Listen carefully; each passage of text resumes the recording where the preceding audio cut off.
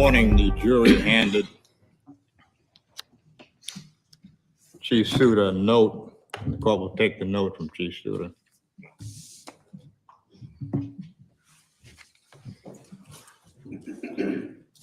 The note will be marked Court Exhibit 6, Madam Clerk.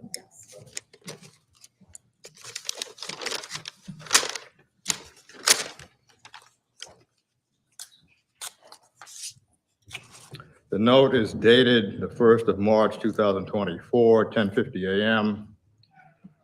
By the jury foreperson, Your Honor, the jury has reached a unanimous verdict for all 6 counts.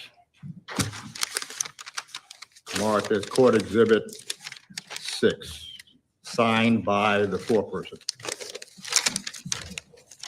You can bring the jury in.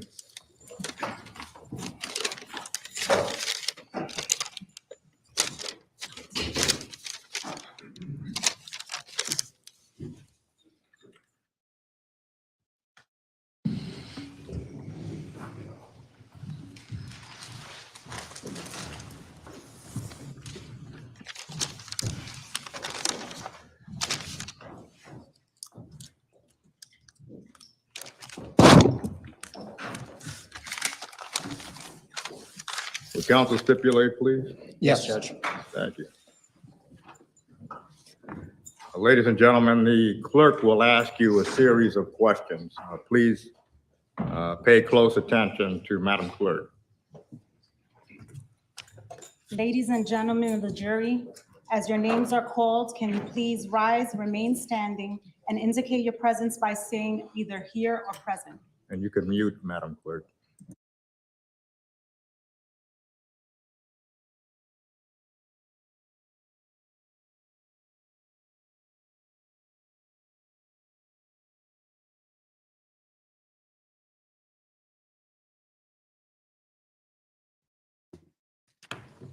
Ladies and gentlemen of the jury, in the case of the State of Connecticut versus Michelle Troconis, have you agreed upon a verdict?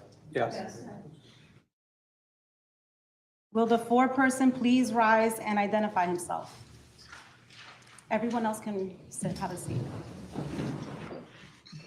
Will the defendant, Michelle Troconis, please rise and face the jury? In file number FST CR 200241178T, State of Connecticut versus Michelle Troconis. What say you, Mr. Foreperson? Is she guilty or not guilty of the first count of the information charging the defendant with conspiracy to commit murder in violation of Connecticut General Statutes, Section 53A, 48A, and 53A-54A, subsection A? Guilty. What say you, Mr. Foreperson? Is she guilty or not guilty on the second count of the information to the charge of conspiracy to commit tampering with physical evidence in violation of Connecticut General Statutes, Section 53A-155, subsection A, subsection 1? Guilty. What say you, Mr. Foreperson? Is she guilty or not guilty on the third count of the information to the charge of tampering with physical evidence in violation of Connecticut General Statutes, Section 53A-8, subsection A? Guilty. What say you, Mr. Foreperson? Is she guilty or not guilty on the fourth count of the information to the charge of conspiracy to commit tampering with physical evidence in violation of Connecticut General Statutes, Section 53A-48, subsection A, and 53A-155, subsection A, subsection 1? Guilty. What say you, Mr. Foreperson? Is she guilty or not guilty on the fifth count of the information to the charge of tampering with physical evidence in violation of Connecticut General Statutes, Section 53A-8, subsection A? Guilty. What say you, Mr. Foreperson? Is she guilty or not guilty on the fifth count of the information to the charge of hindering prosecution in the second degree in violation of Connecticut General Statutes, Section 53A-165, subsection A, subsection 3, and 53A-166? Guilty.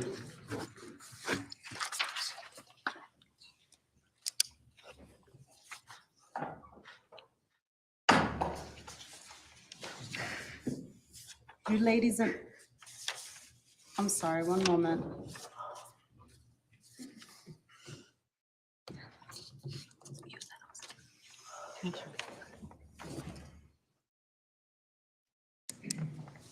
The court will then accept the verdict.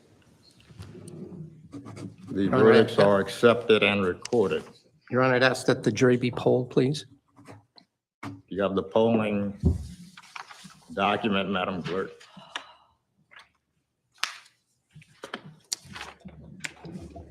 I will call upon you one at a time and ask you to rise and remain standing when called.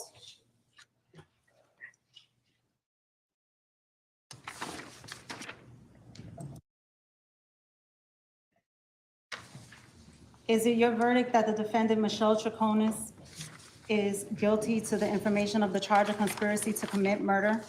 Yes.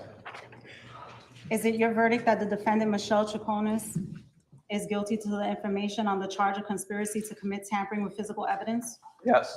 Is it your verdict that the defendant, Michelle Troconis, is guilty to the information on the charge of tampering with physical evidence? Yes. Is it your verdict that the defendant, Michelle Troconis, is guilty to the information on the charge of conspiracy to commit tampering with physical evidence? Yes. Is it your verdict that the defendant, Michelle Troconis, is guilty to the information on the charge of tampering with physical evidence? Yes. Is it your verdict that the defendant, Michelle Troconis, is guilty to the information on the charge of hindering prosecution in the second degree? Yes.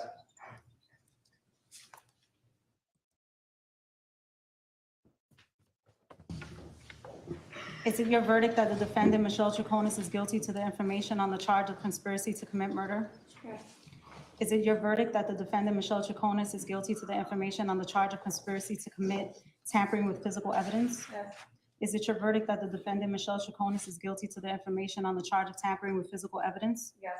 Is it your verdict that the defendant, Michelle Troconis, is guilty to the information on the charge of conspiracy to commit tampering with physical evidence? Yes. Is it your verdict that the defendant, Michelle Troconis, is guilty to the information on the charge of tampering with physical evidence? Yes. Is it your verdict that the defendant, Michelle Troconis, is guilty to the information on the charge of hindering prosecution in the second degree? Yes.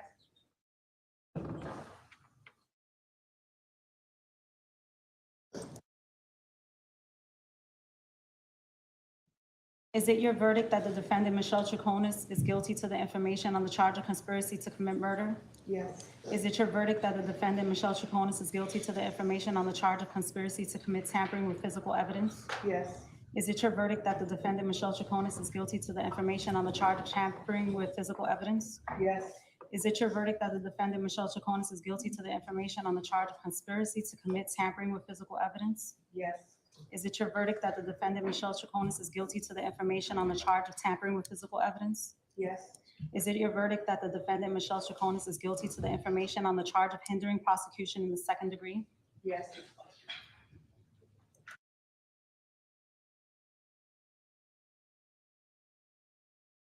Is it your verdict that the defendant, Michelle Troconis, is guilty to the information on the charge of conspiracy to commit murder? Yes. Is it your verdict that the defendant, Michelle Troconis, is guilty to the information on the charge of conspiracy to commit tampering with physical evidence? Yes. Is it your verdict that the defendant, Michelle Troconis, is guilty to the information on the charge of tampering with physical evidence? Yes. Is it your verdict that the defendant, Michelle Troconis, is guilty to the information on the charge of conspiracy to commit tampering with physical evidence? Yes. Is it your verdict that the defendant, Michelle Troconis, is guilty to the information on the charge of tampering with physical evidence? Defendant, Michelle Troconis, is guilty to the information on the charge of hindering prosecution in the second degree. Yes. Thank you.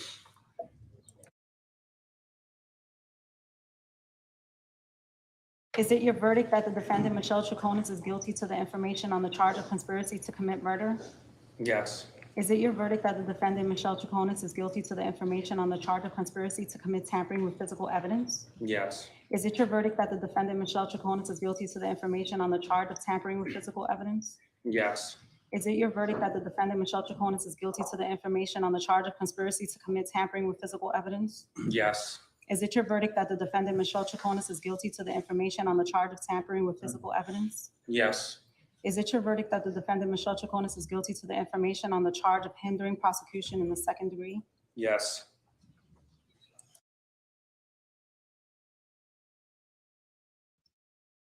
Is it your verdict that the defendant, Michelle Troconis, is guilty to the information on the charge of conspiracy to commit murder?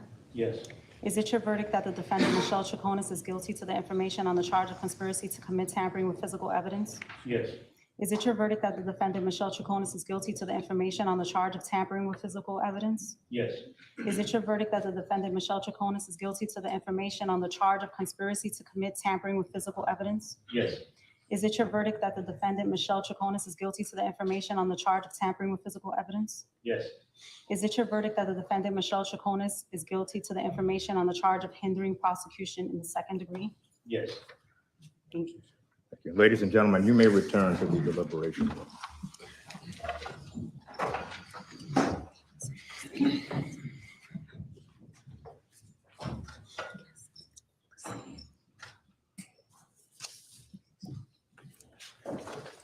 If I may be heard, Your Honor. Yes. Your Honor, at this point, the state is moving the court to revoke the defendant's bond or in the alternative, at a minimum, double it and make significant conditions upon her release if she were able to make it. She no longer entertains the privileges of the presumption of innocence as she has been found guilty by a jury of her peers of all 6 counts. One of those counts being a conspiracy to commit murder. There's also another warrant being prepared currently for her with respect to the charges of contempt of court. And if she is going to be making any kind of bond, the state would ask for strict conditions of house arrest and electronic monitoring, GPS bracelet. However, considering the fact that she has absolutely no ties to the state of Connecticut, has significant ties out of the country, let alone out of the state feels that this would be appropriate to revoke her bond in its entirety. So the state would ask for that. Counsel. Well, as far as I know, Connecticut does not have a no bond rule until, the question is until sentencing and appeal. So that would not be even within the purview of the court. But I'll just note for almost 5 years, Ms. Troconis has been out on a for at least over 4 years at this point, $2.1 million bond. She's appeared at every court appearance that was required. She has been allowed to travel. The state has continued to hold her passport. I am in possession of her Venezuelan passport, and I've had it since I've been in the case. And in any event, the United States does not have diplomatic relations with Venezuela, so she wouldn't even be able to obtain another one from that country. So I asked the court to maintain the current bond. She has a teenage daughter that she is, and at least for the time being, remains the primary caregiver for her. She's appeared at all times. Her family all live in the United States. She's an American citizen. And I asked that the court not increase her bond and let her remain at liberty until sentencing. Thank you. Well, the bond set only on docket number ending in 1178.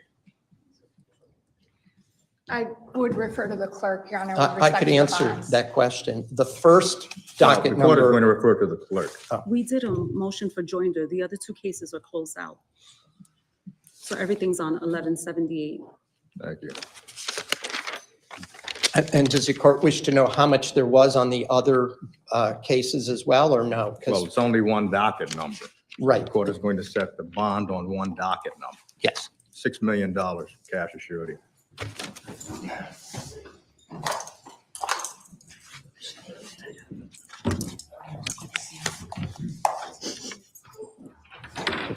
Give me your watch. Give me your watch. Give me your watch. Electronic. Oh, Your Honor, I would ask if the court is going, since the court is setting a bond, that if she does happen to make it, we are looking for conditions. Court will impose the following additional conditions: house arrest, electronic monitoring, GPS monitoring, and the passport has already been surrendered. And I believe we need a date for sentencing, Your Honor, and a PSI. Madam Clerk, sentencing date.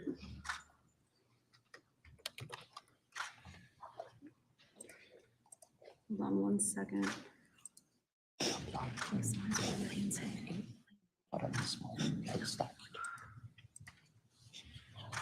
So we can do May 24th. Perhaps that would be an inappropriate day, Your Honor. Yes, if we could, please do the week after. May 31st. Thank you. May 31st sentencing.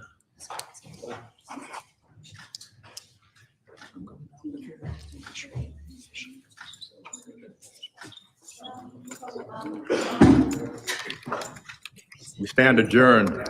All rise. The Honorable Superior Court now stands adjourned. Everyone, please.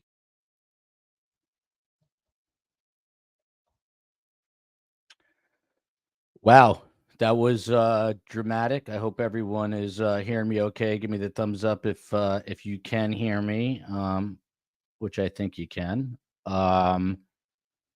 They started deliberating earlier in the week. I believe Monday it went. I think it was Monday or Tuesday. I can't even remember now. Closing arguments. They deliberated for a very short time, and then they did a full day of deliberations. I believe it was Wednesday, now that I'm thinking about it, and deliberated all day yesterday.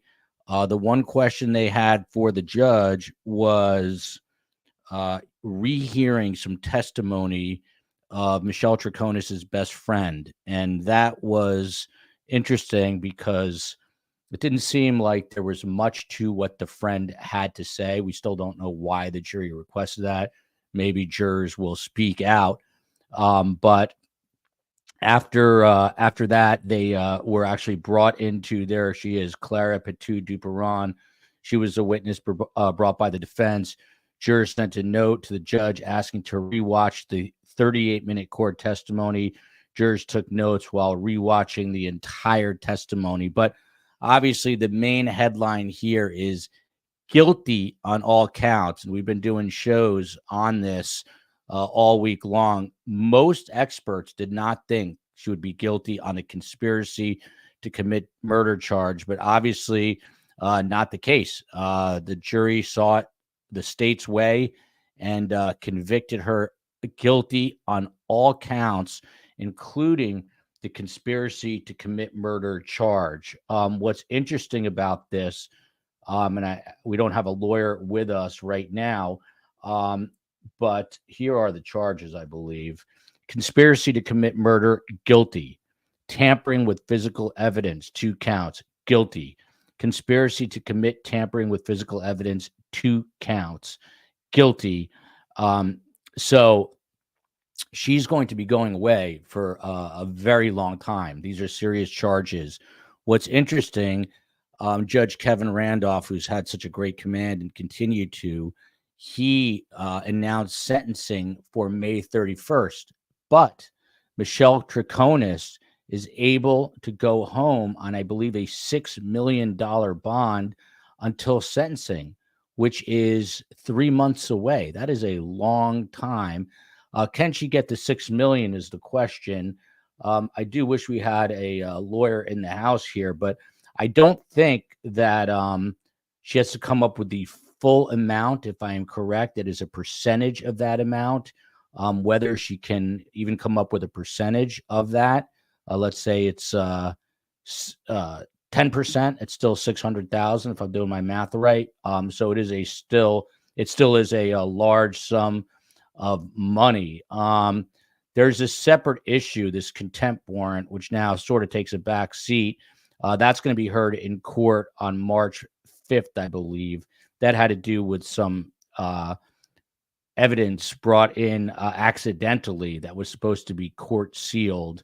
But as Debbie Gibby here says, at least 25 to 30 years. And she has a child. Obviously, Jennifer Farber-Dulos had children. It is always the children who suffer. But this is going to be a very, very, very, very difficult thing for Michelle Troconis to wrap her head around. Imagine you are just sentenced to 20 to 30 years, not sentenced, convicted, and the sentencing is 3 months away, but you know that you're facing 20 to 30 years behind bars. That is a very daunting, daunting hill or mountain to overcome. But the jury says, look, she is guilty of conspiring to murder Jennifer Farber-Dulos, and murderers have consequences. And this is the way the jurors saw it. Again, most of the experts that we had on never ever thought the vast majority that she would be convicted on all counts, and that's why they also thought that deliberations were going the length that they had gone. This trial began January 11th. Look at this, the COE's here. COE, were you surprised by the guilty on all counts there? This is the first time we've done something together, COE. This is a historic day, not just for Michelle Troconis, but for you and I. A day I'll never forget. Were you surprised by that? I was somewhat surprised. I mean, I watched the entire trial. We watched every single day on our STS trial channel, all 27 days of the trial. It was a lot of information. I was somewhat torn on the conspiracy. I probably would have voted guilty on all, but I know that the last couple of days of the trial, I was still torn on whether or not I thought there was enough evidence to prove conspiracy, but I thought all of the other charges for sure were guilty. And I think for the most part, that was the discussion that we had here at STS in the chats. Was there enough for conspiracy? As of yesterday afternoon, we had 1,300 people who took a poll, and at STS Nation, I believe 52% of people did think that Michelle Troconis was going to come back guilty on all 3 charges, a total of 6 counts. And that's what happened today. So STS was spot on. The majority did vote in favor of what the jurors believed. And there was a lot of evidence, Joel, as you know, we've been talking about it. There were 9 hours of video. There were 27 very, very long days of trial, not just for the jurors, but even for us watching at home. It was a lot to absorb and a lot to take in.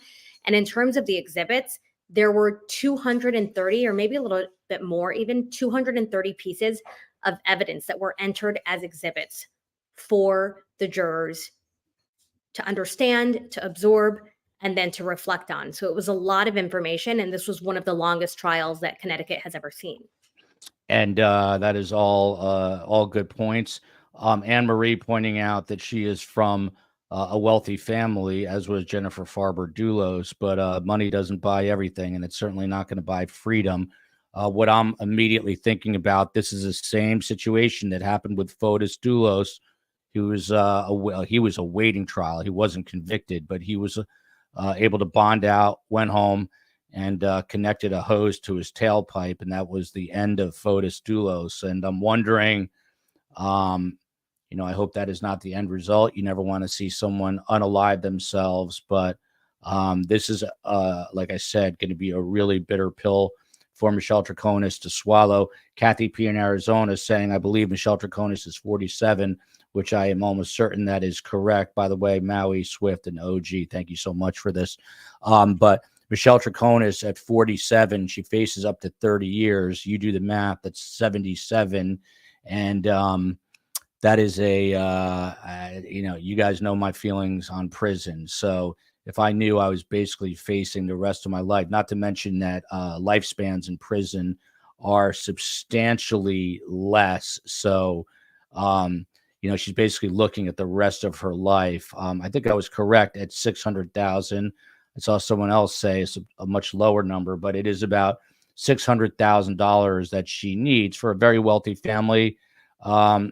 It might, people are yelling at me. It's not right, but 600,000 for her is no biggie. So we will see. What was interesting too about this case, like the notorious COE said, it was 7 weeks of evidence. The trial began on January 11th. There were 6 jurors here. It started off with 5 alternates, and 3 of them got knocked out. So we ended up the trial with 6 jurors and 2 alternates remained. And COE, how do you think that impacted it? The fact that there were 6 people did take basically a full week not a full week, but you know what I'm saying, a large majority of the week. So Tuesday afternoon, they had about an hour of deliberating. Then they deliberated all Wednesday. And by all Wednesday, I mean they had a full 1 hour lunch break. And I think they had one other short break in there. They started at 10 and then they ended around 4:40. So it wasn't as long as some other courts have their deliberate. I mean, some courts allow people to deliberate all night if they want to. So it was 2.5 days. But I think the jurors did a really good job. I know that obviously on that first full day on Wednesday, they did ask the judge to replay the entire 38-minute video of the testimony of Michelle Troconis' friend, Petu. And then the following day, they had 2 questions and they wanted clarification on tampering and on whether or not there needed to be some kind of physical touch, some kind of contact for them to be able to find someone guilty of tampering. So I do think they did a really good job. I think having 6 jurors probably helped them because they didn't have as many people to have to find a unanimous vote. So I think depending on the case, 6 jurors versus 12 could be helpful or hurtful. But I think here it seemed like they really worked well together and they were really good about going through the charges and the counts one by one and really looking at the verbiage and making sure that they understood by law what they needed to do. Yeah, I mean, with 6 jurors, it is obviously a lot easier to get to a final decision, a consensus, than it is with 12 jurors. Not to mention there was no opening statements in this trial. There are never really opening statements in the state of Connecticut, we found out, but most of us are not used to that. KCL, who's on top of everything, Joel on this bond, since they were asking for cash, I believe it is the full amount, if I'm not mistaken. But then there's this comment, 10% fee plus collateral for $6 million. I'm not sure how they decide on the collateral. Then Marianne Nizio is telling me it's 19%. So a lot of different takes. And I'm sorry, Marianne Nizio corrected herself to 10%. But different jurisdictions have different rules. I mean, the bottom line there, though, the bottom line is that she's going to be facing up to 30 years in prison on these charges. And again, that would put her at 77 years old. So, and Oliinka is saying still 10% of 6 million is 600,000. COE.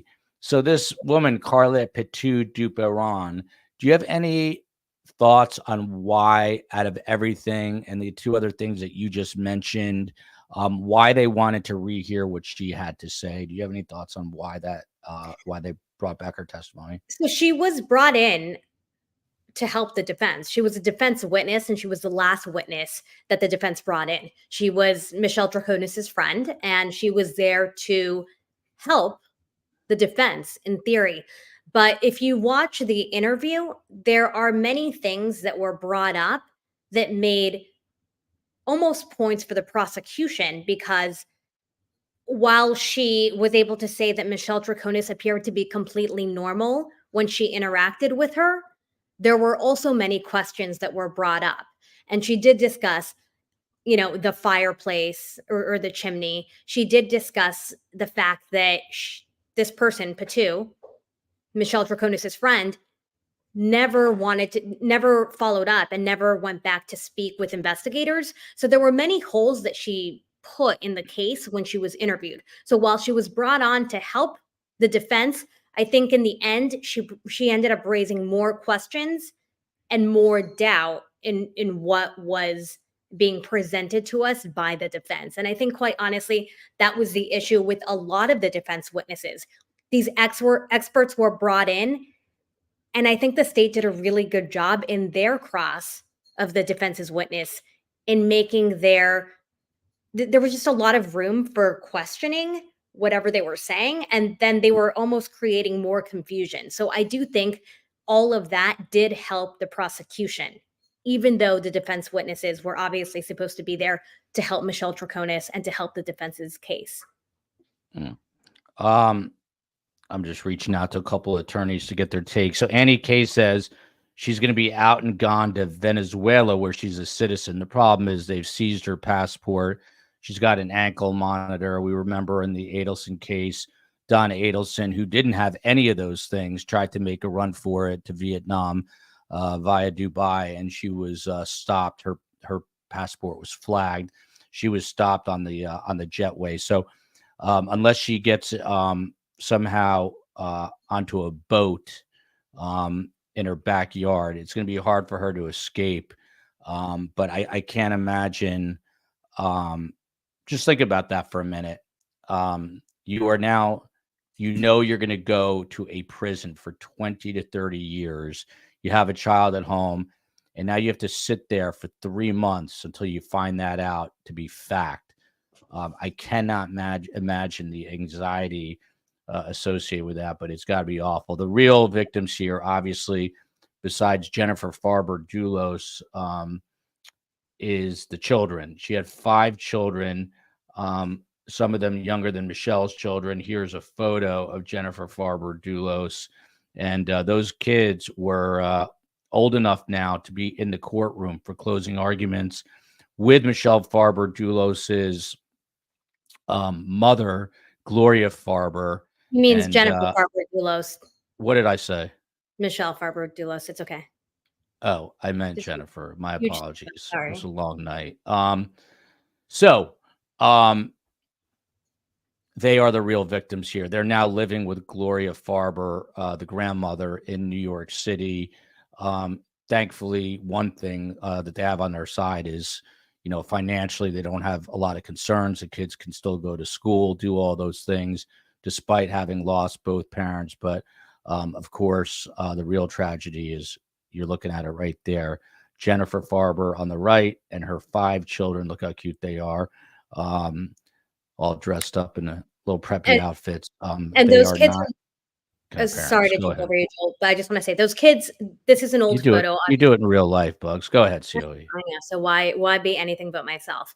So these kids here, this is an old photo. They were obviously very young and adorable in that photo, but they're now much older. I think they're everywhere between 12 or 13. I think one of them just turned 13. And I think the eldest are 17 or 18. So they're in middle school, they're in high school. They're old enough to understand everything that's going on. As Joel already mentioned, they were there for closing arguments. Some of them were there for some other days as well with their grandmother.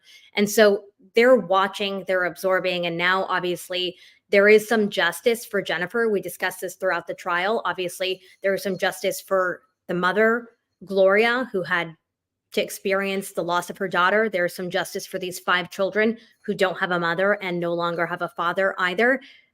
But there is still so much that they have to mourn because they don't have answers. Today, obviously, they did see a guilty verdict, but they still don't know where the body of Jennifer Farber Dulos is. And so in a case like this, I find it so tragic because there is no justice. Jennifer is not coming back. We still don't have so many answers that I'm sure that family would want to know and would need to know for some kind of closure. But obviously, when you lose a loved one, there is no closure. Their life is forever changed. These children don't have a mother. They don't have a father. They're being raised by their 80-something-year-old grandmother and their nanny. And that's it. I mean, their life is what it is. And that's a very, very tragic circumstance to be in. And it's there's a difference between 80 and 88. The grandmother is 88, and that is a tough. You know, that's not an easy age to take care of 5 young kids. If I'm not mistaken, COE, the nanny who testified in this trial is still their nanny. Is that right? Do you know? She is. Luckily, she has decided to stick by them and continue to be with the kids and move to New York and be there with them. But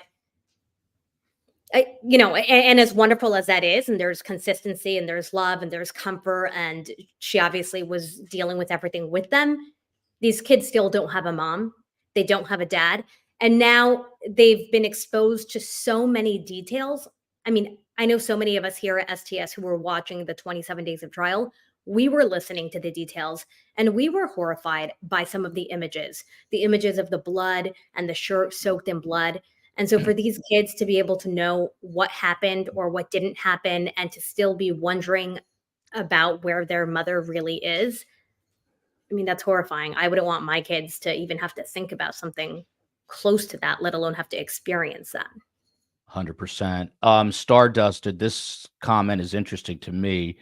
For a few weeks, basically 3 months, being at home, who would pay that much? Now, when you're taking a walk today or in the shower or hanging out by yourself, that is how much people value freedom. If you think about it, to pay $600,000 to get 3 months of freedom, freedom is everything. More than that, obviously, is health. But I think right behind health is freedom. And when it's taken away, Michelle Troconis, I can guarantee you, would do anything and everything right now to be able to pay her way out of this altogether. But that's not happening because that does not happen in the United States of America. Justice for all 65. I can empathize with this comment because I'm the same way. Joel, it's very hard for me to not feel sorry for Michelle Troconis. But then again, I think about Jennifer being the mother of 5 and having her life taken away senselessly. So much tragedy.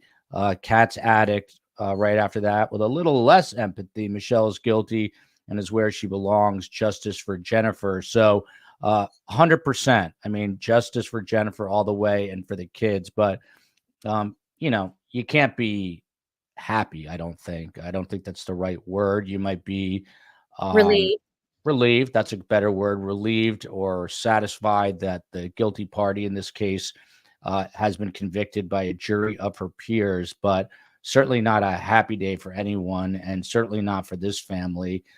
These kids, I think, do know, some of them, what is happening now. I think they're old enough now to realize what is happening, and I can't imagine the heartbreak. I mean, remember, they didn't just lose their mother in the murder, but they lost their father to him unaliving himself. Just very quickly, the state, they delivered their closing arguments very early in the week. It was prosecutor Michelle Manning and Sean McGinnis, and some people were being critical of both of them, that they weren't strong enough with their case, but obviously they got their job done. And the nutshell, the headline of that closing argument that was that Michelle Troconis was angry and she was fed up with the divorce case and had called Jennifer Dulos a lot of disparaging names.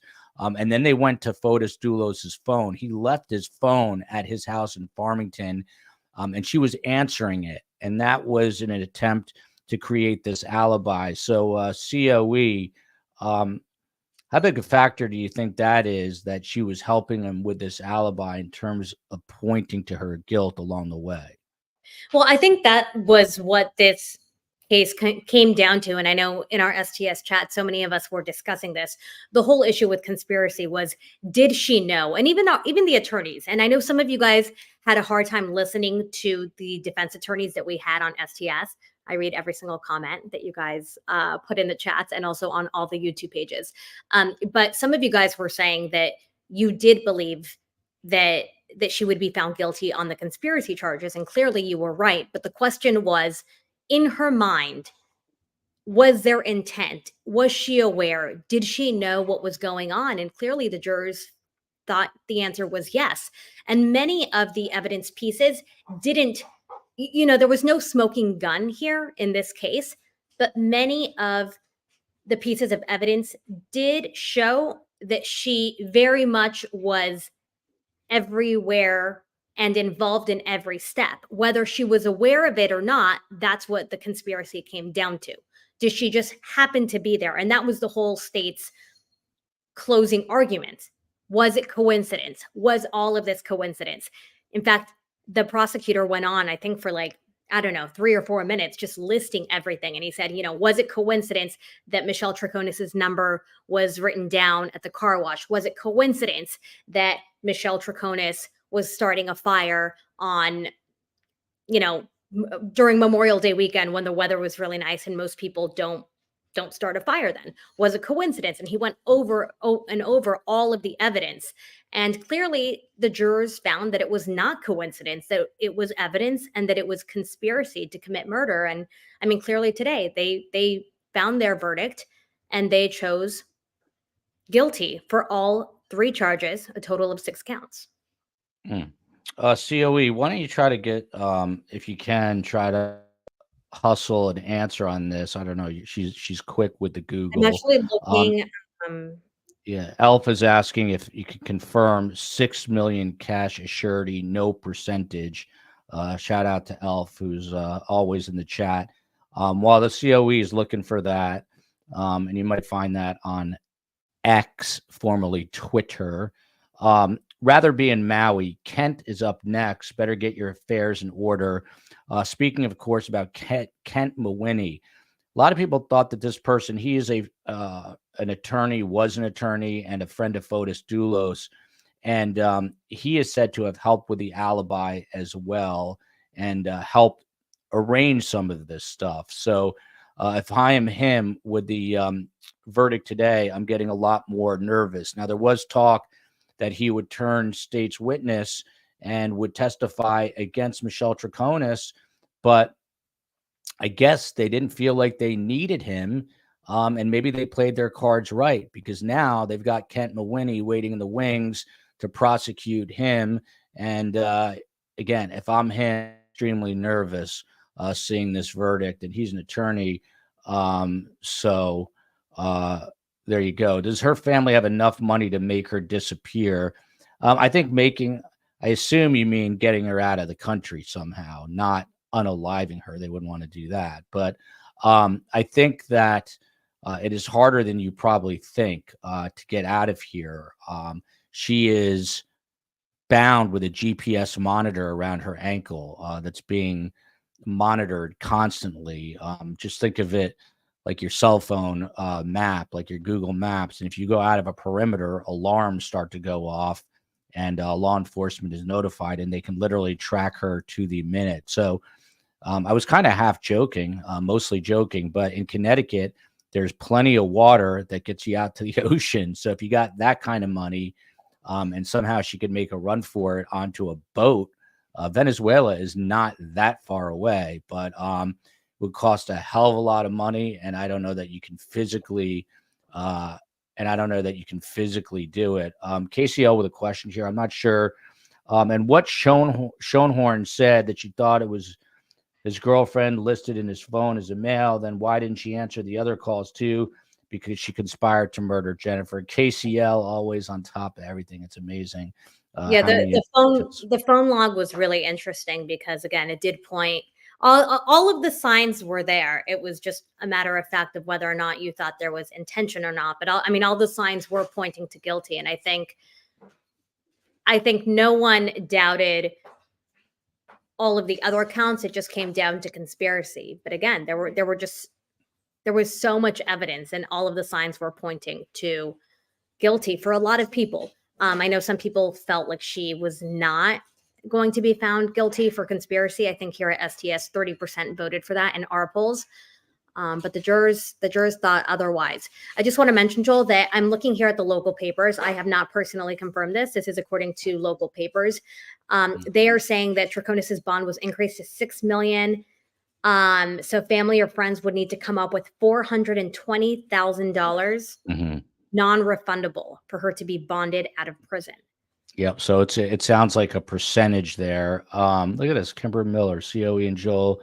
Y'all are a fantastic team. I feel like a proud mama. Thank you.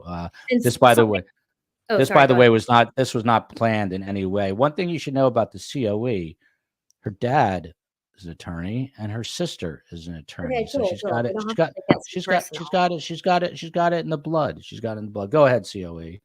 Hold on. I'm responding to Cohen.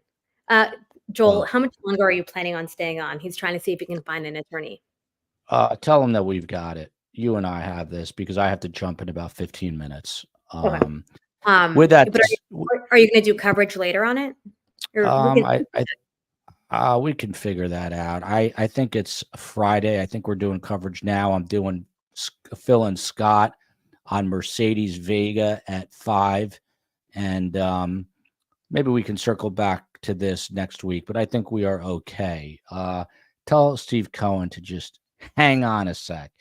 KS says, wait, there's a verdict? Yes, Michelle Troconis found guilty on all counts, all charges.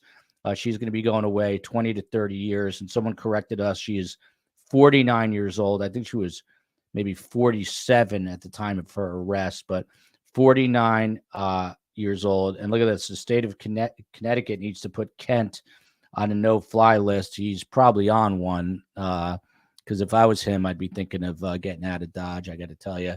COE. Yeah.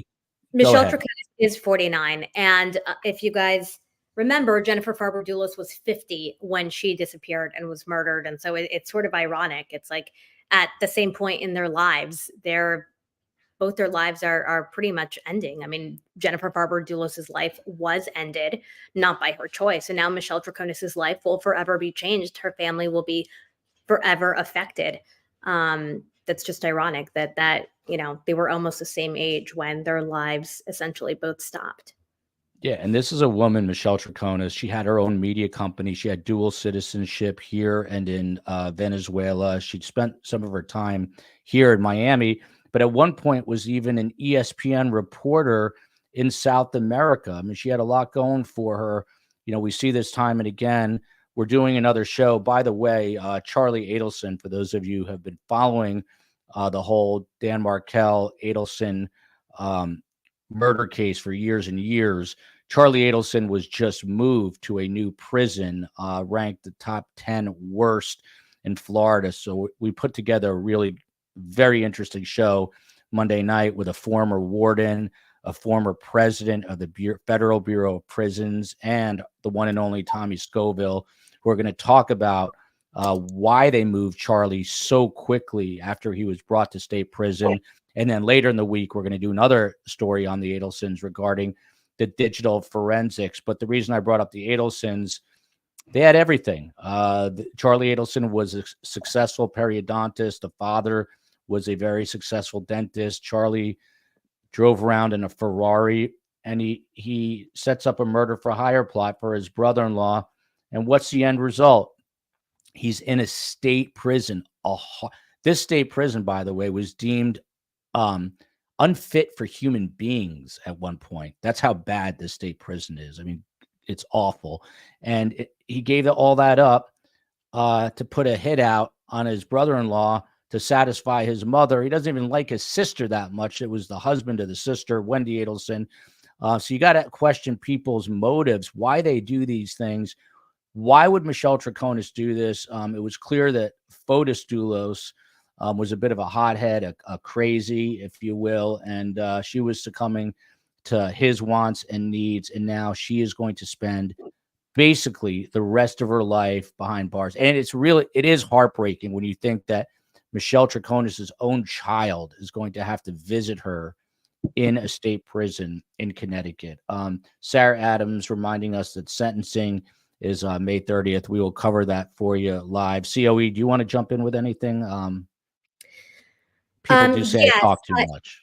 Yeah, sorry. No, I'm communicating with Space Coast to see if he can pull some stuff up. Space Coast, Yes, yeah. they're asking to replay the verdict. That would be I know, great. I know. I'm trying to see if we can pull up a presser or anything. If we can't pull up a press conference right now, then we can definitely air some press conference video for you guys, some sound, and replay the verdict afterwards. But Space Coast, if you can try to pull up, if you see anything, even on that news feed. Okay, yeah, let's just keep this. This is going to be the post-verdict press conference. This is Yeah, interesting. perfect. Thank you so much, Space Coast. So they haven't started yet. Space Coast, you're the man. Space Coast on the West Coast behind the scenes. Just so everyone knows, so you don't think I'm rude, but in about 15 minutes, I have to jump because Carm and I have studio space pre-rented and we are recording our audio book. But I'm going to leave you in good hands with the COE. And you know what? The sentencing might be, this is correct, I believe. Fox News saying she's now facing up to 60 years. I think the 20 to 30 was on some of the lesser charges, but I do think that the conspiracy charge is a much stiffer charge. So we are literally talking. She's never going to see the light of day again. Excuse me? Well, the attorney said she won't serve that, though. She'll only end up serving about half. Is that right? By the way, those sirens are in Connecticut, not in the COE's living room or my living room. Although you can hear Fred Brown's cat collar jingling when he runs around. Britt K here, member for 13 months. Thank you so much, Britt. Kent Mawhinney currently digging a second grave for himself. Yeah. So COE, I think perhaps the most damning and damaging evidence in this whole trial was obviously surveillance video of Michelle with Fotis driving around Hartford, dumping off these bags. But also what was contained in these bags was that bloody shirt and bra, Jennifer's DNA, zip tie locks. That does not look good. And of course, Michelle Troconis's DNA was on there. Do you think that that is the proverbial straw that broke the camel's back? Bloody bra and shirt. Honestly, no, I don't. I think in this case, um, Mm. okay, great. Sorry, I'm responding to Steve Cohen, who is in the private chat, Joel, if you want to look. So I don't think it was just one thing, because this case was very unusual. There was no smoking gun. You really did have to watch 27 days of little bits and pieces to put it all together to really understand. And I think that's why the state did a really good job with their closing arguments of really honing in that it's not just one thing or two things or three things. There were so many things, and it wasn't coincidence. How could all of these little things add up to just being coincidence? I also think, again, a lot of people were emphasizing on the fact that, or emphasize the fact that Michelle Troconis at her house on a nice, relatively warm day, especially for Connecticut, had a fire that was going and burning for no reason. Was that coincidence that on the same day that they were trying to get rid of all this evidence, that Michelle Troconis had a fire burning when it was Memorial Day weekend, and I believe it was like 70 degrees. So there were so many little moments like that where it made you think, is this reasonable? Does this make sense in this circumstance, knowing everything that we know and having all of the other little bits and pieces of evidence that lined up? I think it was that. It wasn't just one moment or one piece of evidence. It was so many things. And people here in the chat, like Julie B. Me, they're saying, no, there's no such thing as coincidence. And I think that was a very, very strong moment in the closing argument. When the prosecutor, I wish I had it to pull up for us, but it's too complicated to get right now. But the prosecutor went on over and over again, asking if this is all coincidence. And I think that was the hard part. When you're watching, I don't think it can all be coincidence. Tell Carm we love her. I saw this comment. I thought they were talking about me in the COE, but I think they're talking about Troconis and Fotostulos. So happy to realize that and know that it's not about me and you, COE. So again, guilty on all counts. The charges were, I'm shocked on the conspiracy verdict. I didn't think they proved that you planned it, and that is what most people are shocked on. Conspiracy to commit murder, guilty. 2 counts of conspiracy to tamper with physical evidence, guilty. 1 count of second-degree hindering prosecution, guilty. Guilty on all counts across the board. And again, this was a 6-panel jury, not the typical 12 that we see. Someone made a comment, which is tough to swallow, tough to listen to, but it is true. Michelle Troconis' child will be able to visit Michelle in prison. Jennifer Farber's children will never be able to visit her because there is no body. We don't know where it is. A judge declared her dead legally back in October, but where in the world could they visit their mother? Nowhere. And that is really, really profound and depressing. COE, imagine your kids. You know what? I can imagine it, and I'll tell you why, and this will depress the hell out of everyone. My own grandfather was gassed in Auschwitz, Laszlo Chrishaber. I write about it in the book. And when we went this summer to visit my mother's hometown, he was cremated in a crematorium after he was gassed. So there is nowhere to visit him. And what they did was they just wrote his name on my great-grandfather's tombstone. Everyone has probably turned off YouTube now because they are so depressed. It's Friday. You're supposed to be in a good mood. But that is the truth. That's the reality. And I only bring that up right now because there is nowhere to visit. My mother, she needed a place to see her father, and the only place she can go to is her grandfather's tombstone where his name is written. And that will be, sadly, the future for the Farber children, at least when they want to go visit the mother. If they ever have a desire to visit photos, that's a different story. Go ahead, COE. Sorry, I cut in. I do want to just share this quickly, and then we'll go back to this feed since I don't want to watch this person fixing her hair. I did want to just share this here for a moment. This was put on by Justice for Jennifer. It's a Facebook group. It's a group of, I believe, 1,100 women, maybe men and women, but I think it's 1,100 women who have now created, since Jennifer disappeared and was murdered, who have created this group to bring awareness and give support to women and men who are experiencing domestic violence, specifically in Connecticut. Many of them were in that neighborhood. Many of them were shocked with what was going on, and they continue to keep this up. A lot of them were there throughout the trial, all 27 days, showing up wearing purple to support Jennifer, to support her family, and to also bring awareness for domestic violence. So I did want to share this with you. Obviously, it is not the kind of memorial that the family would have if there was a body, but it is some kind of memorial that the community has created for her. And some of the people in that group are very young women who say they don't know Jennifer, but that they were inspired by the story of the community coming together, of people talking about how amazing Jennifer was, and obviously of the tragedy and sadness of her leaving behind 5 kids unwillingly. So obviously a very tragic story, but I did want to share this because sadly, these stories are so heavy, but there's always this beautiful silver lining of some people coming together to support their community and to step up and support other strangers or other people who may be going through similar situations. Jennifer Farber was last seen on May 24th, 2019. So that is the last time her kids would ever have seen her.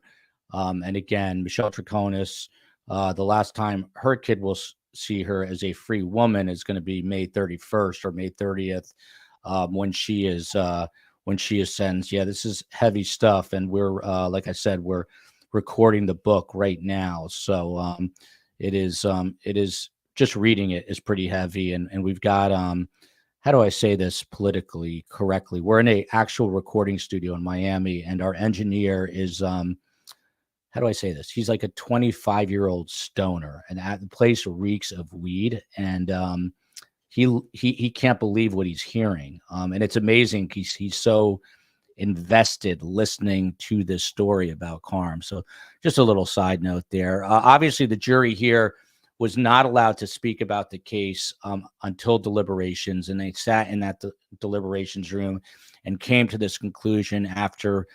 COE, when did they actually start? When were closing arguments? Tuesday? I can't keep up anymore. Tuesday. Yep. Tuesday. And then they wrapped at around like 3 or I'm sorry, deliberations started around like 2:33. So yeah, closing And by the way, they started deliberating Tuesday afternoon. They deliberated all Wednesday, Thursday. Then they started this morning at 10:01, and they did it for about an hour and a half, and there was a verdict. by the way, Ann Ritchie, she can't say where the body is because that's admitting guilt to poor children and their mother, Ann from Scotland. Maybe now that she's convicted, maybe now while she's sitting in there, she will soften up. Usually people get hard in prison, but maybe she'll soften up a little bit, and perhaps we will one day find out where this body is. Sadly, like I said, there's tons of water around the state of Connecticut, and it would be my guess that that's where FOTUS put her, but who knows for sure. COE, I want to bring this up because I don't think law enforcement ever gets enough credit. We always talk about the attorneys, but the lead investigator here, his name is John Kimball with the Connecticut State Police. He tweeted out, I think right before closings, that he was going to be in the courtroom with other members of the Western District Major Crime Squad and New Canaan police officers, and they were going to be sitting alongside Jennifer Farber's family in a sign of support and solidarity, seeking accountability in this terrible crime. And this person, John Kimball, the detective, later tweeted out, "Please keep Jennifer and her loved ones in your hearts today.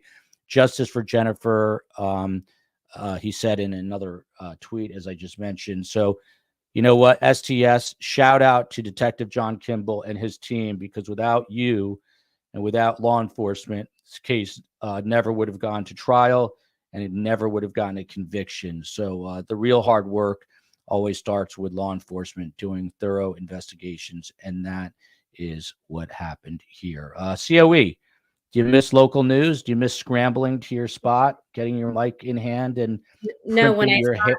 no, when I saw her fixing her hair, I had news PTSD. That's why I was like, let me switch what we're looking at. But I was going back to what you were just talking about with the detectives. I mean, we've even spoken to so many people on our show. Joel, obviously on air, but I've speak to some of the guests off air, like Phil Waters and Scott Duffy, who are former detectives and FBI agents. And so many of these cases are also so personal to them. I mean, I know that for this specific detective, I mean, he seemed to really take this personal. He was there every day. This was meaningful to him. So it is nice, just as someone who has been sitting there watching the trial, it's nice to see that there is a personal connection, and these detectives really have put their heart and soul into trying to find justice, whatever that may be. Joel, Space Ghost, don't talk smack about Yes. your peers. But I did want to pull up this comment here. Joel, do you want to read this? Wow. Can't say I'm completely surprised, but didn't think conspiracy would stick. The jury did a great job, as well as the state. Closing arguments by the state were stellar. How come I had to read that and not you? I am speaking, by the way, with Lisa Daddio via text. She is former New Haven lieutenant in the police department. And so that is the case. I was just going to say that again, 30% of STS Nation thought that there would be a not guilty charge for conspiracy and then guilty for the rest. I think what I found fascinating about watching this case was the process of the jurors having to absorb so much, and then the stress. I mean, again, I know so many of you guys are professional trial watchers. It was really one of my first few trials that I watched at home from beginning to end. And I do feel for the jurors. I think they did a good job. I think they were very diligent, but it's a trial like this puts a lot of stress on the jurors, and it's a very big burden. And it's something that shouldn't be taken lightly. So whatever the jurors decide, I think they did a good job, regardless of whether or not I would have voted the same. By the way, COE, you bring up a great point. Jurors, that is the backbone of the American judicial system. I was talking about law enforcement, but all those jurors need to be thanked and respected. People sometimes get upset with jurors that they got the decision wrong, but they're obviously doing a public and civil service, and they're getting paid basically nothing for it. And this trial was 7 weeks of their lives, which they will never get back. But they sat there every day. So kudos to all the jurors in this case. And a lot of people, including myself, think that they got it right, although a lot of people didn't think that they were going to necessarily convict on that conspiracy to commit murder. Debbie Gibby here, 49 plus 30 years. She's 79, 80 when she gets out, doing the math for us. Suzanne, I feel very sad for all the children and for all the victims around Michelle Troconis and Fotis, and for what. Maybe this will make some others think twice, but who knows? So much grief and sadness. I don't think it ever ends. That's the sad part. I just think we'll see the next couple, the next husband, wife, or whatever it is, or custody battle. People just don't think of the repercussions. So that is that's what it really comes down to. Pharaoh Gamma, who's on here frequently, Fotis Doulos was good at compartmentalizing. There's no telling where the body is located. May 24th, 2019 was the last day. COE, I've got a cough, so I'm going to let you talk for a minute. Okay, I'm typing. And just for those of you guys who are just joining us, thank you for being here. We appreciate it. The breaking news today is that Michelle Troconis was found guilty of all 3 charges, 6 counts. Right now, what you're seeing there, We're just looking at a podium. The news conference has not started. This is obviously very typical, as you guys know, since you guys are pros at this true crime trial watching stuff. So as soon as they come out here, we are going to take the audio, but we have muted it for you guys, but we are just watching and waiting for this press conference to begin. I know earlier today we did show you video of Michelle Troconis walking into the courthouse. She did walk in with a large group. Her family has been by her side through all of this. We saw her walking in with her mother, with her boyfriend, with her daughter, and with a couple of other people. I know a lot of you had commented earlier on the fact that Michelle Troconis and I don't know if it's a relative or a friend have been recording all of their interactions and walking in and out of the courthouse. So it'll be interesting to see what happens here when they come out. But obviously it's been a very interesting, what is it now, 31, 32 days of this trial. It's been very long. We've all been waiting and waiting for this day where a verdict was reached. Then it just happened about an hour and a half ago, an hour ago. By the way, STS Nation, if anyone knows, I've got 2 requests for you, by the way, today. If anyone knows, number one, an interesting trial that's getting set to start next week, Surviving the Survivor at Gmail. The COE will look at that. Ethel, stop barking. COE, you've got to get a soundproof room. This is professional now. What are you doing?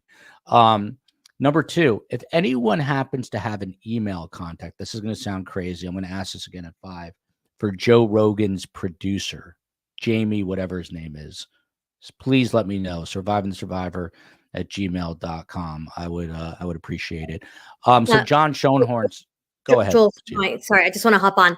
Daryl, we're live right now. I don't know if you can hear us. If you want to just be on audio, then please take your please don't show your face. And I don't know if you can turn your camera off. If you want to be on camera, you can just hold your phone up and we'll pull you up right now.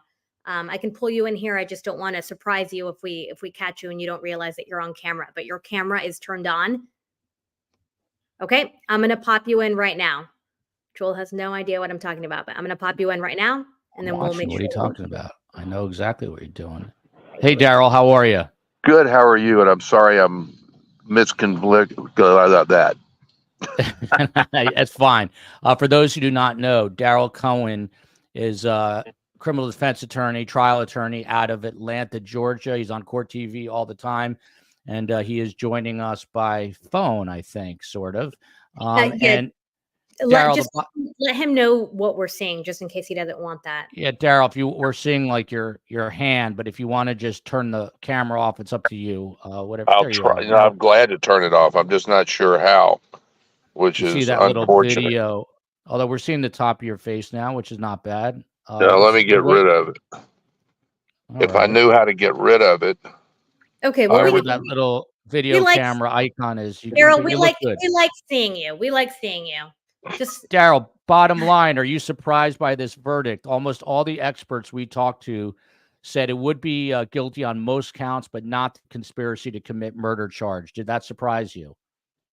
It surprises me a bit, but again, when I'm dealing with juries and I'm dealing with people, especially post-pandemic, people don't think the way they used to think, and they don't act the way they used to act. So I'm not at all surprised about being surprised. Is that double talk or what? No, that's that's good. This guy John Schoenhorn, the lead defense attorney, there were a lot of people in our community, and obviously he had a very difficult job, and you don't want to point the finger at a defense attorney, but let me just say this: he objected very frequently, and his demeanor in the courtroom, people did not love. And I'm talking about our own community. Our community could be the jurors. Do you think that just, I don't know, his style may have had an adverse effect? Is that something that you consider in a jury returning a verdict? Well, he's different than I am. I don't believe in a lot of objections because I think once you have a lot of objections, a jury thinks you're trying to hide something. And that's just not who I am, not the way I try cases. But everybody has their own way of trying cases. They have their own style. And I think Aunt Jeanette's about to join us. COE, Hold you're on, not about to yet, take not the yet. I'll let her know. She's gonna give me a thumbs up when she's ready. Don't worry, don't worry. No. I'm saying I've got to go to this book recording, so I'm going to leave you all in amazing hands. COE, are you panicking right now?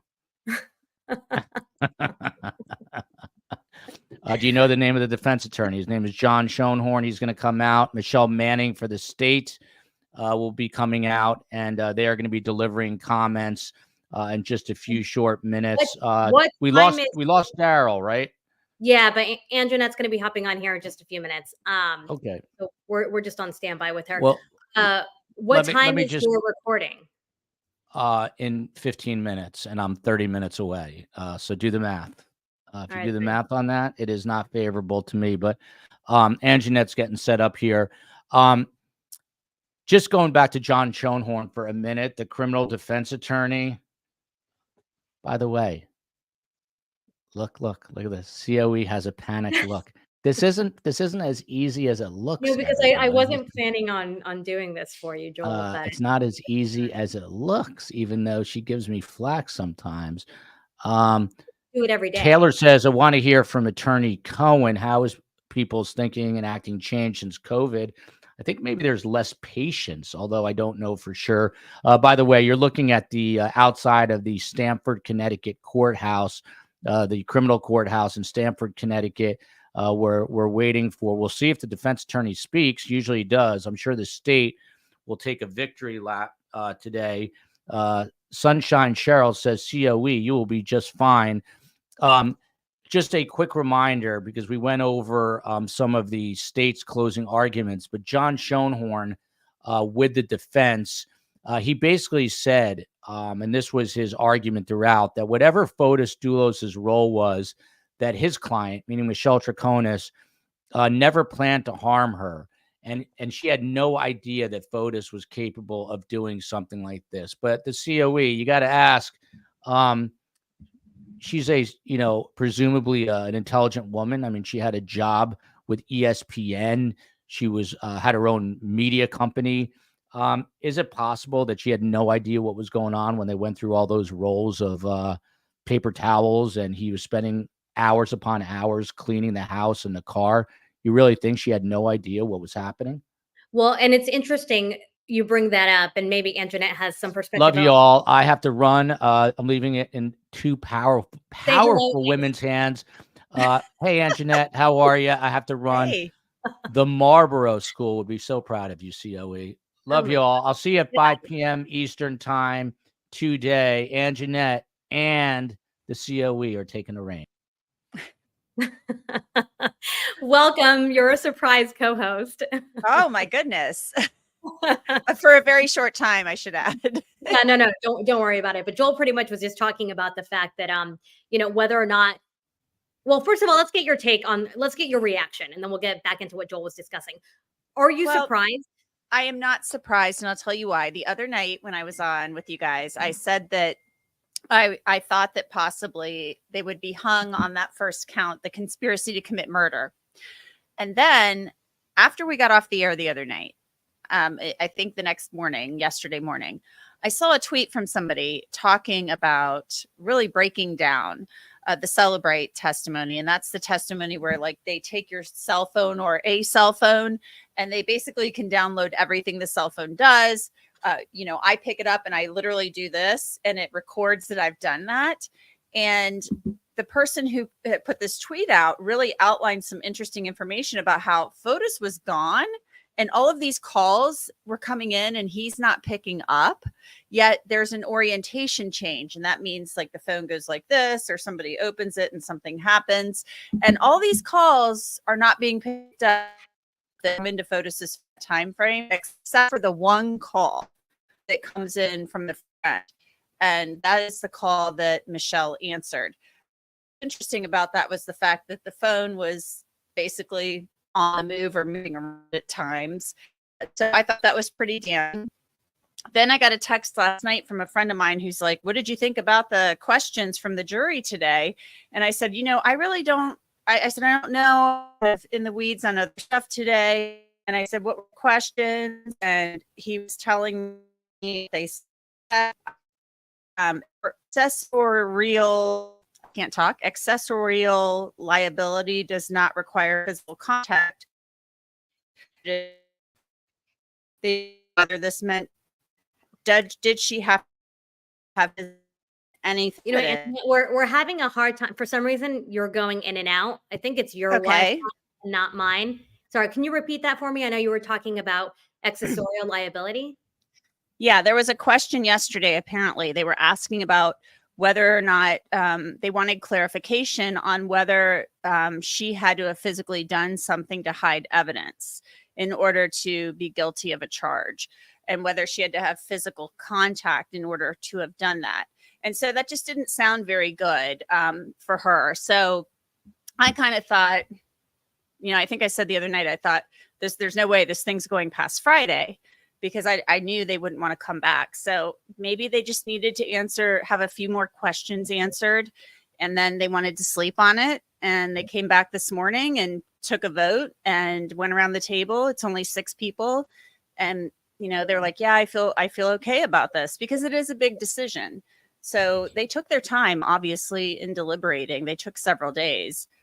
So I'm not entirely shocked after that question, and then reading a little bit more about what was going on with his phone when he was gone. Left to go to Jennifer morning.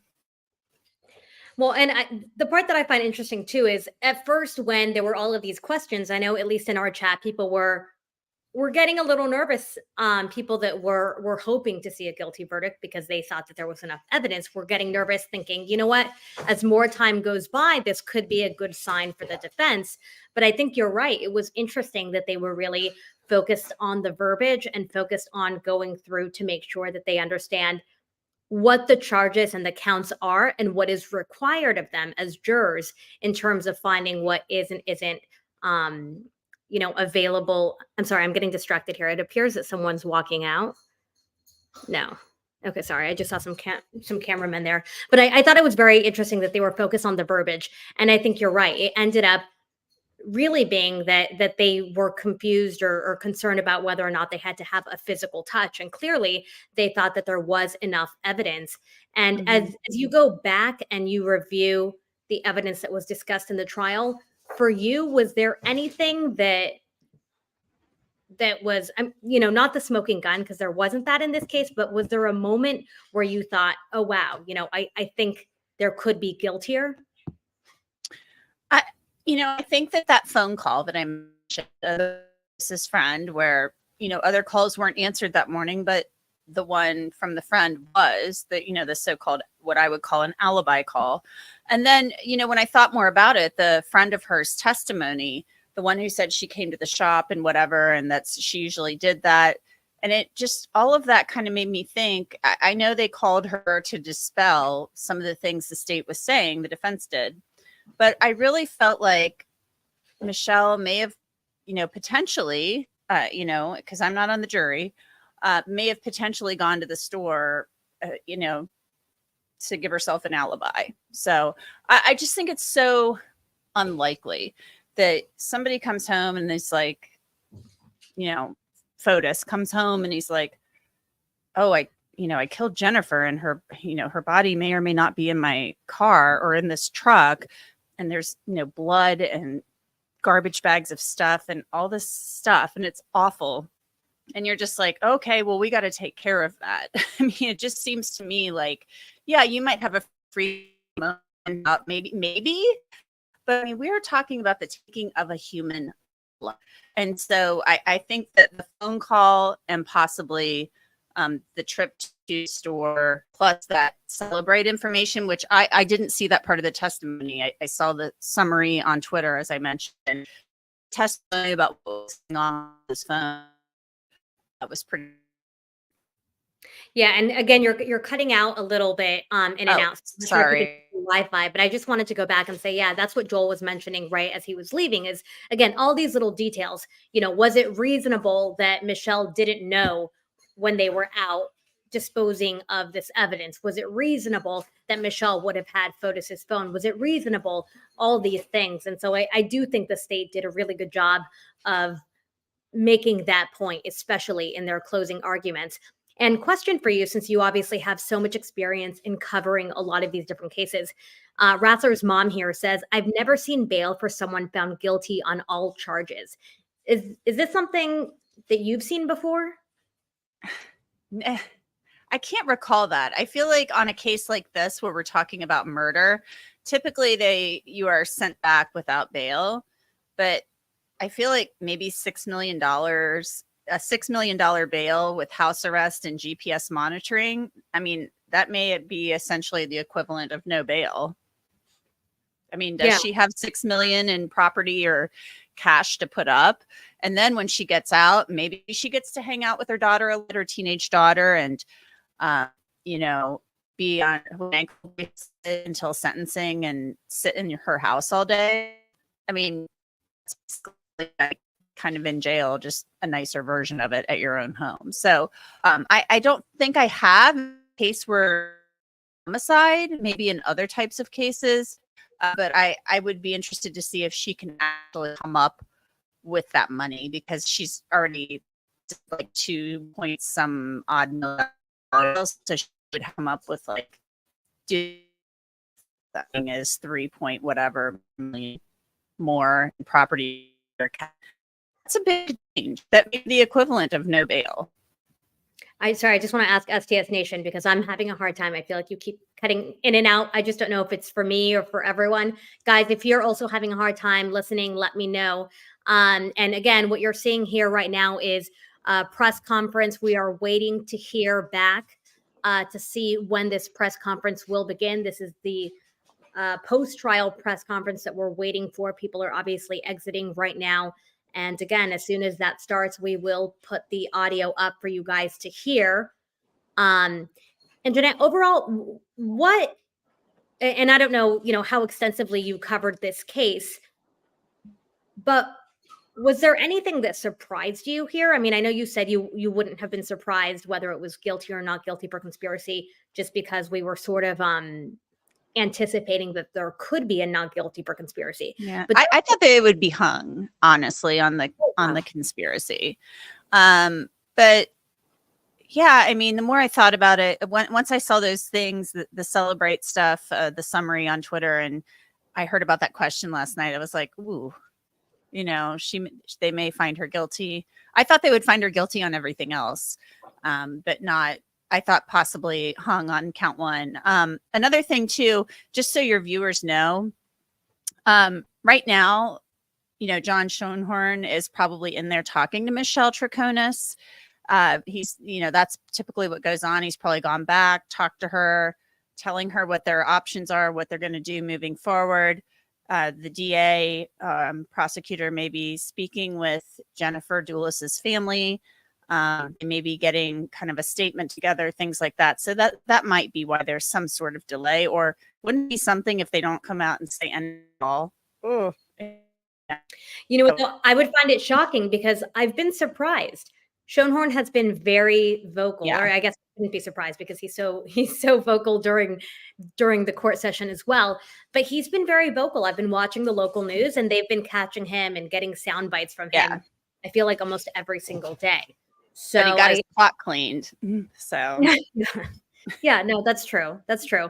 Although I feel like he definitely would want to put some closure to what he has also worked on for several weeks, if not, several years, in anticipation of this trial as well. And come out and say, we're going to fight this on appeal. We just don't think the evidence was there for, count one or what have you. So I'm sure he'll come up with something to say, but I do have to run though. I'm so sorry. I have to go do some things for my show. So no, of course. Thanks for having me. And I'm sorry if I've been cutting up here, breaking up. No worries. We're honored to have you. We're always so grateful when you grace us with your presence. So thank you so much, and good luck with your work day. Have a great day. Thank you. You too. See you guys. Bye. All right, everyone. So we are going to continue to just wait here. I'm not sure how long it's going to take. I know that it was a little hard to hear her because I think she had some Wi-Fi issues, not on my end, but on her end. So just wanted to give you an update. She says that right now, she believes the attorneys are probably speaking to both Michelle Troconis and her family, and then the state is probably also debriefing the family, the Farber family on everything that just happened and what this means for all of them. So we are on standby. As you can see there, there is a makeshift podium put up by all of the media outlets. There's local news there. There are print reporters. There's probably national and international news as well. This has obviously been a case that many people have been following. And if you're new to the case, I just want to catch you up quickly. This is a case about Jennifer Farber-Dulos. She was a 50-year-old mother living in Connecticut, a 50-year-old mother of 5 who dropped her kids off at school on May 24th, 2019, and then disappeared, was murdered, was never seen again. Michelle Troconis was just found guilty of conspiracy to commit murder and tampering with evidence. It was 3 charges, 6 counts. And Michelle Troconis was connected to Jennifer Farber-Dulos because Michelle Troconis at the time was the girlfriend of Jennifer Farber-Dulos' estranged husband. Jennifer Farber-Dulos' estranged husband is Fotis Dulos, who unalived himself after being arrested and facing charges. So he is no longer with us. Jennifer Farber-Dulos' life was taken from her. And now those children, those 5 kids, have no mother and no father. Michelle Troconis, as of 2 hours ago, was found guilty of 3 charges, 6 counts of conspiracy to murder and tampering with evidence and hindering prosecution. So this is a trial that many people have been following throughout the world and have been following very closely. And right now, if you are just joining us, again, we are watching the scene there. This is outside of the courthouse in Connecticut. We're just waiting for media and waiting for attorneys to come out and speak to us. We believe that the defense will probably comment, as they've been very consistent in commenting nearly every single day after court and during lunch breaks. In terms of the state, I don't know whether or not they're going to comment. They've been pretty quiet, which is usually very typical for prosecutors. But now that this is over, they may have something to say. So I just wanted to update you guys there. I believe we do have Daryl here on the phone for us. Daryl, I'm going to pull you up. Okay. Daryl, can you hear me? Yeah, can you hear me? Yes, yes. Thank you so much for being here. This is my name's Ileana. I'm Joel's wife, but I'm filling in today as his host. He had to run off to go do another podcast, but we are live, so everyone can hear you right now. I know that we lost you earlier, so just wanted to get your take. It's Oh, you know not what? so- I'm sorry. Daryl, I'm sorry. We're going to have a press conference start right now with Michelle Troconis' family. So hold that thought. Okay, you got it. Good morning. Good afternoon, sorry. Well, today I'm going to talk in name of my family. It's hard to me because English is not my first language. I came many years ago to this country looking for opportunities, freedom, and justice. And I moved my whole family here. I have 8 grandchildren, American. And today we are here devastated because has been a tremendous injustice in the trial of my daughter. She's innocent, and we will keep proving that forever. I forgive the juries, the judge, and the prosecutors, and God will prevail the truth. Also, I think that the influence of the media has been having tremendous effects on this case. Thank you. This is definitely a devastating day because my sister is innocent of all the charges that she was convicted of. And we are certain that she is innocent. And I know that only time will prove it to you guys. I know that everyone wanted answers. I know that maybe the state is happy that they finally convicted her or someone is paying for the price, but she's not the right one. We still don't know what happened to Jennifer. We're all mothers.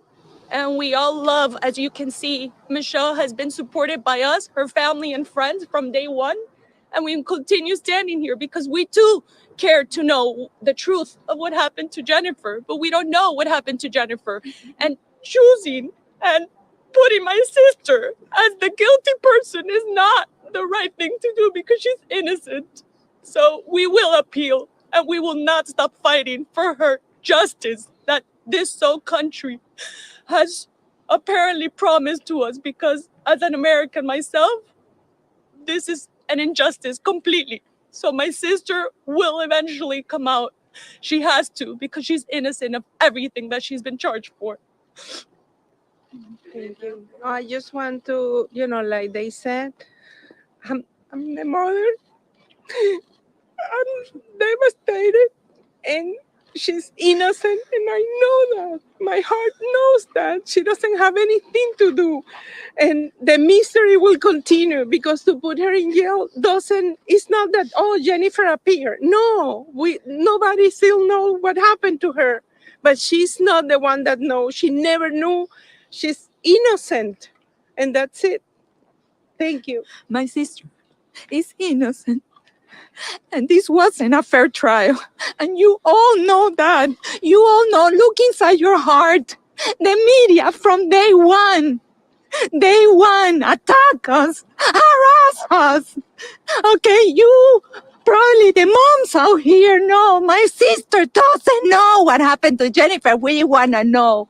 We pray every night for the 5 children. I met them. I know them. They are beautiful kids. So is my niece. She was never separated from my mom, from my sister, my niece. It's my sister. It's all her world for my niece. Have some compassion. I mean, your heart, look inside your heart. We cannot live in a world with this much hate. My sister's innocent. This is wrong. This wasn't a fair trial from day one. Wasn't a fair trial. And you all know that because you are parents. You are moms. You are grandparents. Please. Look inside your heart. This world needs more love. And this is wrong. What happened to my sister today is wrong. It wasn't a fair trial. It wasn't. My last words go to Petros, Christiane, and all the 5 children. I don't recall the names right now. I personally have been praying for you every day, mornings and night. I'm sorry about what happened to your mommy, but my sister is not the answer. And I hope that when you grow up, you find your own means to know what happened, to seek for the truth, to seek for real justice. This is devastating.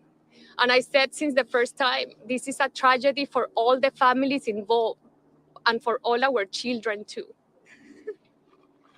Thank you. Hi, I want to say something. Okay. Hi. Ask yourself why they didn't interview the only person that was with Michelle the day that everything happened.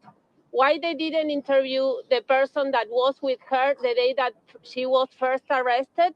Why the police didn't interview me after I was in the timeline. Why they didn't interview me when I was in the warrant. It's not a coincidence.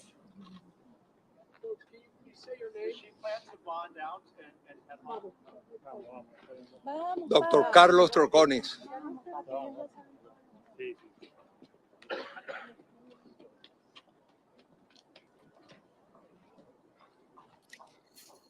All right, so we're gonna keep watching here to see who else comes out next, to see if the attorneys come and speak to us. But if you're just watching us, that was the family of Michelle Troconis. That was her father, and those were, I believe, her 3 sisters, and then Clara Petu Duperon, who was the last witness in the defense's lineup.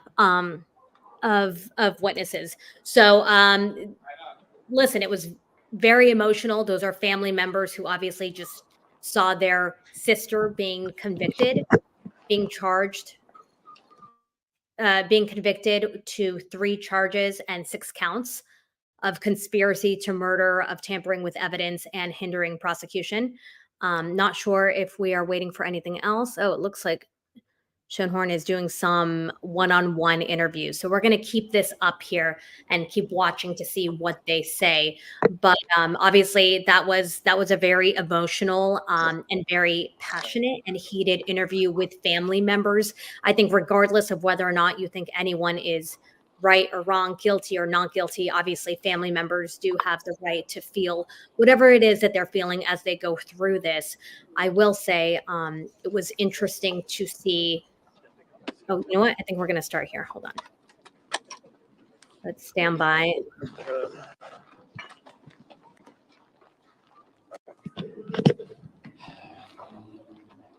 Well, to answer the question that hasn't been asked, I'm truly disappointed in this verdict.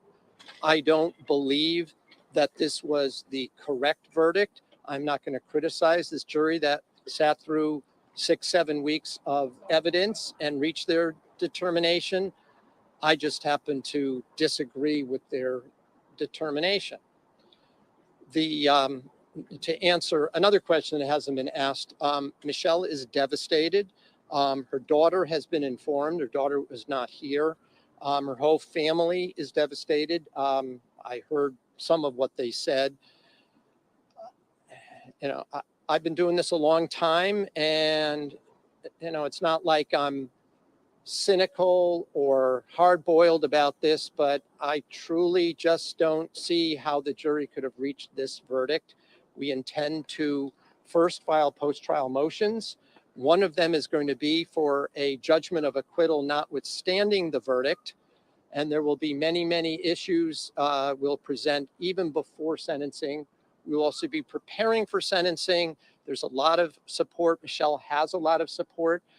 And people will be submitting letters, and we'll be preparing for a May 31st court date. So if people have questions, I'll answer a few, although I don't really feel like it. Well, the first step is to file post-trial motions for new trial, where I list any number of reasons why the trial itself was not fair. Some of the issues predate the actual trial, going back to the hearings that took place in the fall, some of the rulings that go back a couple of years. So it's going to be a post-trial motion that lists all of those things. Normally, those are pro forma, meaning you file it just to file it. I believe that many of those issues have merit, and only if those are denied and Michelle is sentenced, you then file an appeal. And the question is, what do you argue on appeal? In my view, it's not just whether there are any issues, it's which ones not to argue because of how many errors I think there were in this process. It appears that the amount is too high for the bondsman to be able to post without getting additional surety approval. So it appears she will not be getting out today.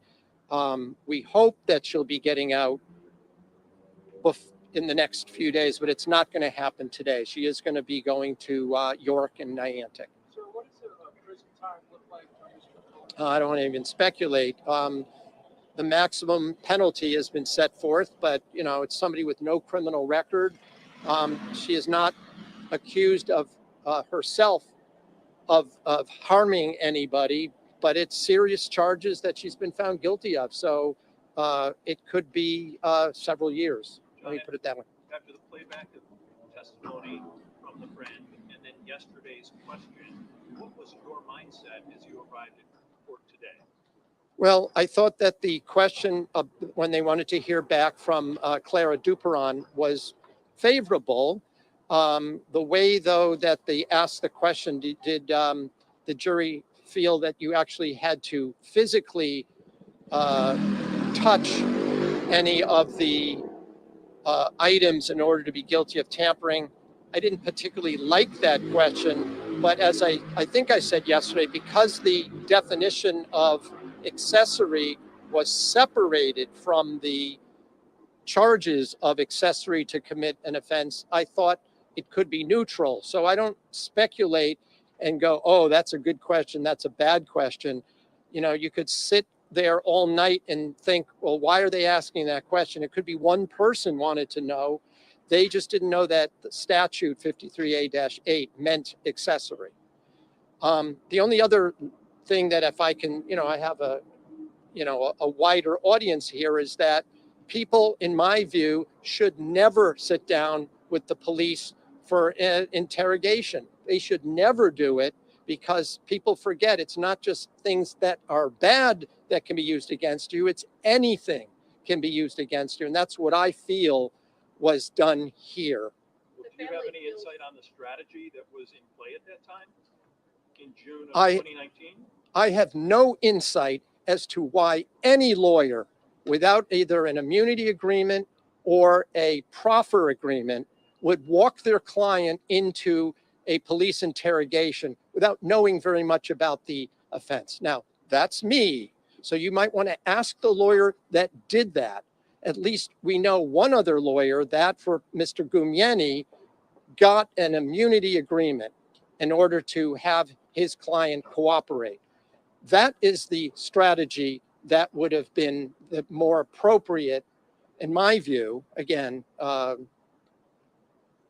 reasonable action for a lawyer to take. But you're going to have to ask that attorney why he did what he did. In my view, the entire case, and even as closing argument set forth, was based on what she said to the police during these hours and hours of interrogation. And I guess the jury did not accept the fact that people are not fluent in English, or who are tired or badgered, are told lies, and then asked to, now what do you think? Now are you willing to admit that you didn't act truthfully before? You know, you can draw negative adverse inferences from that. Just in my view, it shouldn't be enough to find someone guilty. But again, that's my view. The family is adamant that this was not a fair trial. What do you think?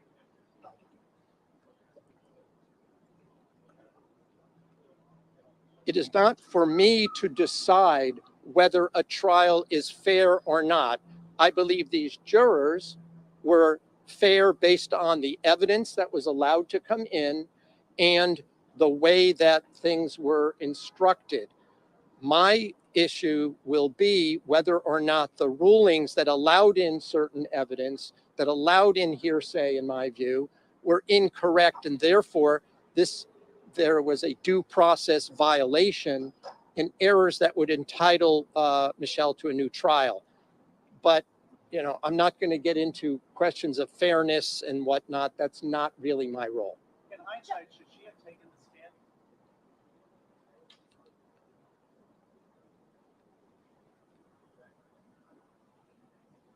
You know, in hindsight, as I argued in my closing argument, hindsight can be 20/20, right? I don't know if it would have mattered. The jury got to hear an unbelievable number of hours of unfettered interrogation. She answered questions till they had no more questions. Some of those questions, in fact, were posed by her lawyer in those recorded interrogations. So whether or not she needed to say anything, what could she say that she had not said during those interrogations? They would have just asked her, well, you said this on this date and this on that date. She answered every one of their questions. My view, she shouldn't have said anything. But that's what I look for in hindsight. I did not represent Michelle at that point.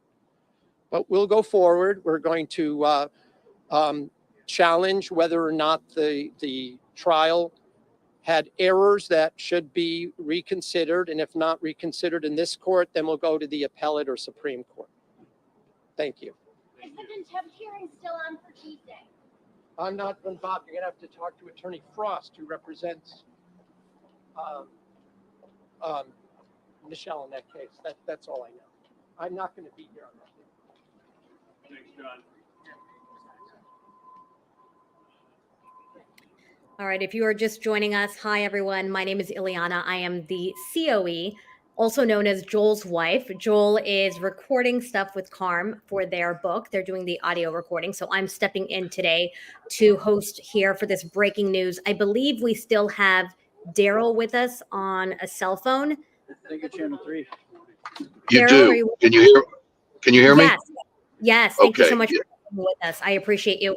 So I'd like to ask you a few questions about what we just heard. So the defense attorney here was talking about due process violations and how he thought there was an unfair trial and that some issues predate the trial by a few days or maybe even by a few years, and that he wanted to appeal for that reason. Talk to us a little bit about what that means and what the likelihood of something like that is in a case like this.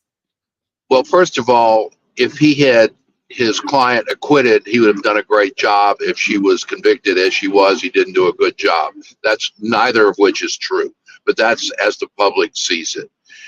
Now, when his client, before she was his client, sat down with the police, with law enforcement, and gave lengthy, unbelievable lengthy amounts of comments and subjected herself to questions, he is saying, in his view, that was inappropriate and he never would have done that. Now, I tend to agree with him. I only allow my clients to say something if it's going to be helpful to them. And if we have either a written immunity agreement or a proffer that this will be used only in this limited way. But all of us have a different view. The law is not black and white. Guilty or not guilty is, but there are so many nuances. And the jury obviously did not like her. And that to me is of paramount importance. So whether or not he is going to be successful on appeal, time will tell. We'll have to look at the transcript once the court reporter has transcribed the trial. And this is going to take a long time for them to attempt to have this verdict overturned. We just don't know until we see the transcript and we see whether or not these admissions allowed by the court were appropriate and proper. Now, obviously, the court believes that they were appropriate and proper, or the judge would not have allowed it. But judges are human beings. They wear a black robe, which gives them some invincibility, but they're not perfect, and they make mistakes like every other human being every day. They just do the best they can. And Daryl, in this specific case, we all know, obviously, because we watched it, Michelle Troconis was interrogated by the police. We saw those 3 different interviews, but there was an attorney there. Does that change the fact that maybe there wasn't a violation here and maybe there were no errors done? Or could this defense attorney, Sean Horn, still fight for that? Well, you do what you have to do, and you do it with the available evidence and the available energy that you have. Because there was a lawyer there doesn't mean it was proper. It could be ineffective assistance of counsel, which is what this lawyer is saying, that her defense lawyer is basically saying that this lawyer did not do what he should have done. He never should have allowed her to be interrogated, never should have allowed all of these complete numbers, unbelievable numbers of questions and time, because what he's really saying is, if you ask me a question today and I give you an answer, not a yes or no answer, but some sort of explanation, and if you ask me the same question tomorrow or the day after tomorrow, very easily I could give you a little bit of a different answer or a completely different answer. And that's what he's concerned about, and that's what, in my view, happened in many instances in this case, that she was not 100% consistent. And people aren't. That's the way it works. We're never 100% consistent. And as a result of that, the juries decide what they decide, how they want to decide it, and they make their decisions based upon what they believe is accurate. And remember, 12 men and women on a jury, for the most part, are very naive. They are spoon-fed by the prosecution, spoon-fed by the defense, and they try to reach a verdict, which is obviously Latin for truth. So what we don't know is what her demeanor was that bothered them in the courtroom. That, to me, is probably paramount in this case. I didn't watch it. I paid attention to it, but I didn't see what she was wearing. I didn't see her body language. I did not see her facial expressions. These things make a difference to 12 men and women who are not seasoned jurors, and we seldom, if ever, have a jury with seasoned jurors. We may have one or two, but that's about the extent of it. And what about the actual bond here? So the attorney, a lot of us were wondering what was going on with Michelle Troconis, whether she was going to, be able to go home, or if she was going to have the money for bond or whatnot. But he is saying that Michelle Troconis is definitely not going home today, that she could be going home in the next couple of days if they're able to pay that bond. But is it normal for a bond and house arrest to be offered for this kind of offense? I mean, she was found guilty of the 3 charges, a total of 6 counts, for conspiracy to commit murder, for tampering with evidence, and for hindering prosecution. Absolutely no. And this no is spelled N-O, not K-N-O-W. It is highly unusual for someone who's been convicted on these types of charges to be allowed a bond. So that tells me that the judge is not on board 100% with these convictions. Oh, interesting. It tells me there's room to maneuver. And it And may when you- very well be, I don't mean to say this, it may very well be, based upon what I'm hearing about the bond, that the prosecution, the defense may be able to work out a plea bargain of some sort to avoid all of this in the future. Okay, and so what would that mean? Because trial, we just obviously saw a trial. So what would be the next steps if they are trying to find some kind of plea bargain? Well, if they are able to reach an accord, then the court could grant a new trial, and then shortly thereafter, usually minutes, there would be a plea of guilty of some sort entered to one or more of the charges that she was convicted of. And that's not unheard of, and that's not necessarily unlikely in this case. Again, the bond thing is what just is a neon blinking, flashing light in my eyes. Most of the time, a person is not allowed a bond once he or she has been convicted. And one of our regulars here, in fact, one of our oldest viewers, Maui Swift, is asking, aside from the interrogation, which we already discussed, do you think that there were mistakes, as the defense attorney suggested? Because I didn't watch the entire trial verbatim, and keeping in mind, I'm a seasoned trial lawyer, but I'm not a perfect trial lawyer. I've never met one. So if he believes that there were errors throughout the trial, then he may very well be right. But he also may very well be seeing it from his point of view and from the defense point of view, as opposed to not the prosecution, but as opposed to a neutral point of view, which is supposed to be the judge on the bench. And was there anything in this case that surprised you? I mean, I feel like Daryl, I know you don't know me. I'm just a layperson. I'm a former journalist. I'm a mom of 3, but I did watch all 27 days of this trial. But for you as an attorney, as you were, reviewing this, even if it wasn't verbatim, but as you were listening and watching this trial, were there any moments that surprised you in this trial? I didn't like the interrogation. I didn't like the amount of time the jury had to listen to, pay attention to the interrogation. That is very unlikely in most cases and unusual. So that bothered me. And I think that bothers her defense lawyer, her current defense lawyer. And he may also, that is, her current defense lawyer may suggest to her to go after her previous lawyer for ineffective assistance of counsel. In other words, not doing the kind of job he should have done based on the circumstances. And I don't know what her previous lawyer's background is. Is this person a longtime criminal defense lawyer? Is this person a former prosecutor?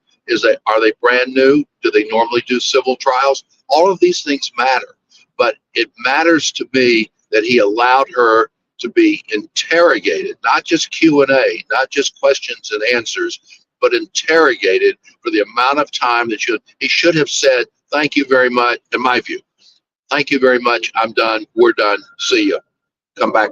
We'll come back another day if necessary, if we believe it to be appropriate. If not, if you're going to charge her, and we'll deal with it. Because the more she was interrogated, the more evidence that the state was able to acquire in order to, at this point, have her convicted and be able to prove to the jury that they felt it was beyond and to the exclusion of every reasonable doubt. Not every doubt, but every reasonable doubt. And clearly, that interrogation, or the 3 interrogations that we saw, played a big role in this case. And we do have another question from a viewer, Julie B. Me. She's asking if Michelle Troconis' passport has been taken since she was found guilty, or will it be taken in the coming days? There was an old commercial on Men's Warehouse, and the spokesperson said, "I guarantee it." Well, I'm not there, but I can tell you her passport is done. That doesn't stop somebody from leaving the country illegally or from re-entering the country, but I can assure you her passport is taken.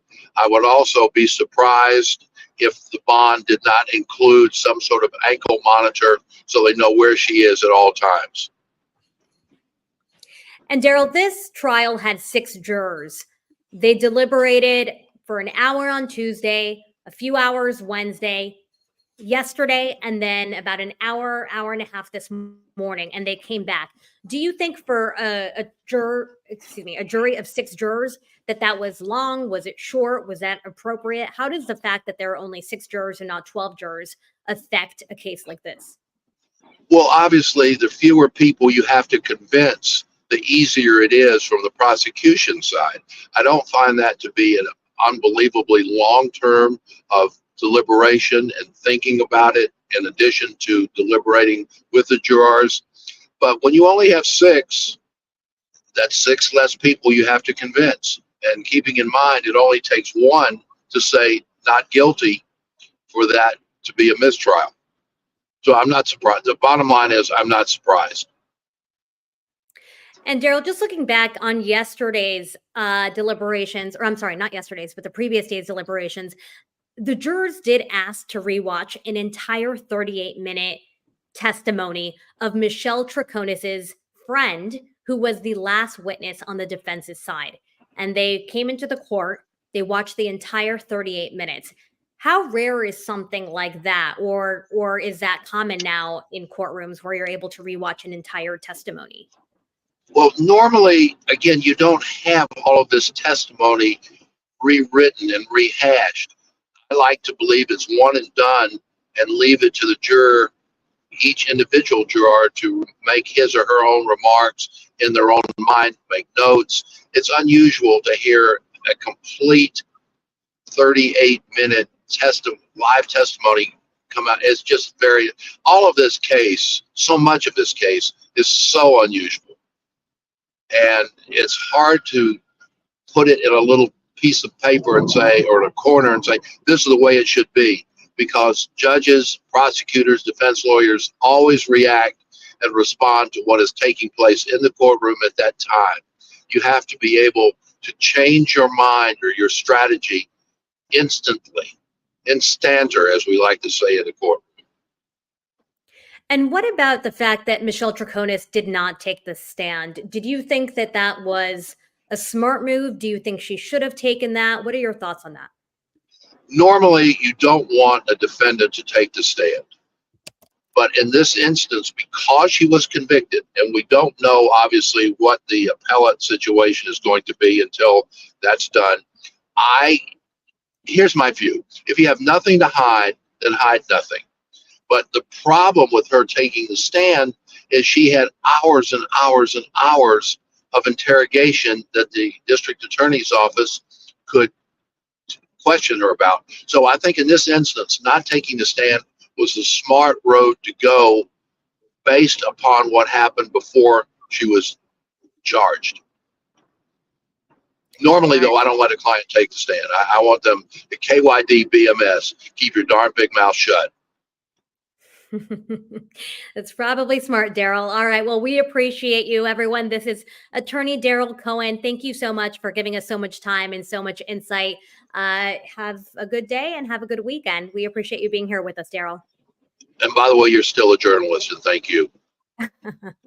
Thank you so much. I appreciate you. Take care. Thank you. Take care. All right, everyone. So if you are just joining us, I'm just going to give us a quick recap here, and then we are going to wrap because I think we've really discussed it all. And for those of you who missed it, you can go back and you can rewatch. I think Joel may try to cover some of this tonight.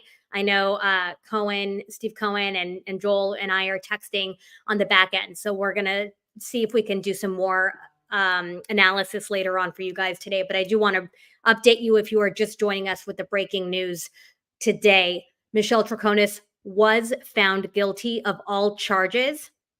I'm going to pull this up here for you.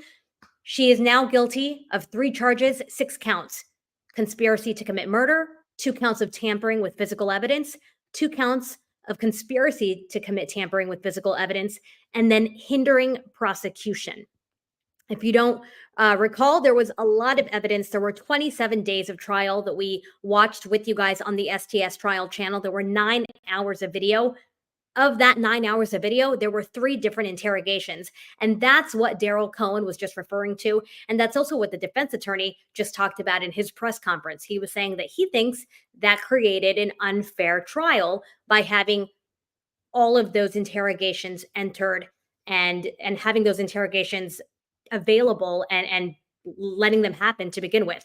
So that's something that the defense attorney was speaking about. He did come and speak to the media after the guilty verdict, and I took some notes, so I'm just going to go over my notes here with you guys, so bear with me as I'm doing this on the fly. So he did say that he is preparing for the sentencing. That is a court date right now as of May 31st if things don't change. And he says that he believes, this is the defense attorney, this is Michelle Troconis' attorney, he believes that there was a due process violation. And what he's saying is that he thinks that there was an unfair trial, and he believes that some of the issues predate the trial, some by a few weeks or some by a few years. And he called them what is called pro forma, meaning usually you can just file to file, but he says that he believes there is enough merit in the errors that he thinks were involved in this case. So if he is denied, he says they are obviously going to try to fight for an appeal. Again, that is coming from the defense attorney of Michelle Troconis. He believes that there were too many errors overall, and he's going to go through and try to file that formally with the court. As far as what's happening now, the defense attorney did explain that Michelle Troconis is not going home today. He believes that the bond was set too high for the bondsman to clear anything today. So he says that Michelle will not be getting out today, but hopefully in the next couple of days. Not sure what that means or when that will be, but we'll obviously keep you guys updated. I do want to share with you guys that we have been covering this trial from day one. If you are not familiar with this case, we're talking about the case where Jennifer Farber-Dulos, a mother of 5, disappeared and was murdered. This happened on May 24th, 2019. The person who was just convicted of those 3 charges and 6 counts is the person you're seeing there on the screen. This is Michelle Troconis. She was the girlfriend of the estranged husband of Jennifer Farber-Dulos. This has been a very unique case from the get-go. Jennifer Farber-Dulos' body was never found. Her husband killed himself. Michelle Troconis was now convicted. And it has been a case with a lot of unusual things. In Connecticut, the trials do not always have opening statements. In fact, that's usually the norm to not have an opening statement. And that's what happened in this case. The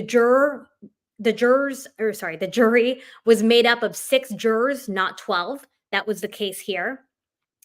And then again, there were a lot of different little things that were accepted or not accepted in this case. So it was definitely interesting. If you did not watch it all, or if you're not familiar with this at all, it's definitely worth going back and reading about it or watching some of our videos. It's a very sad case. A lot of people are affected in this case. Jennifer Farber-Dulos, as we mentioned, was a mother of 5. We have an old photo of her with her children. Her children are now teenagers between the ages of 12 and 18. They were there in court several times, listening, absorbing, mourning, grieving everything that they heard, everything that they knew, all of the information that they learned.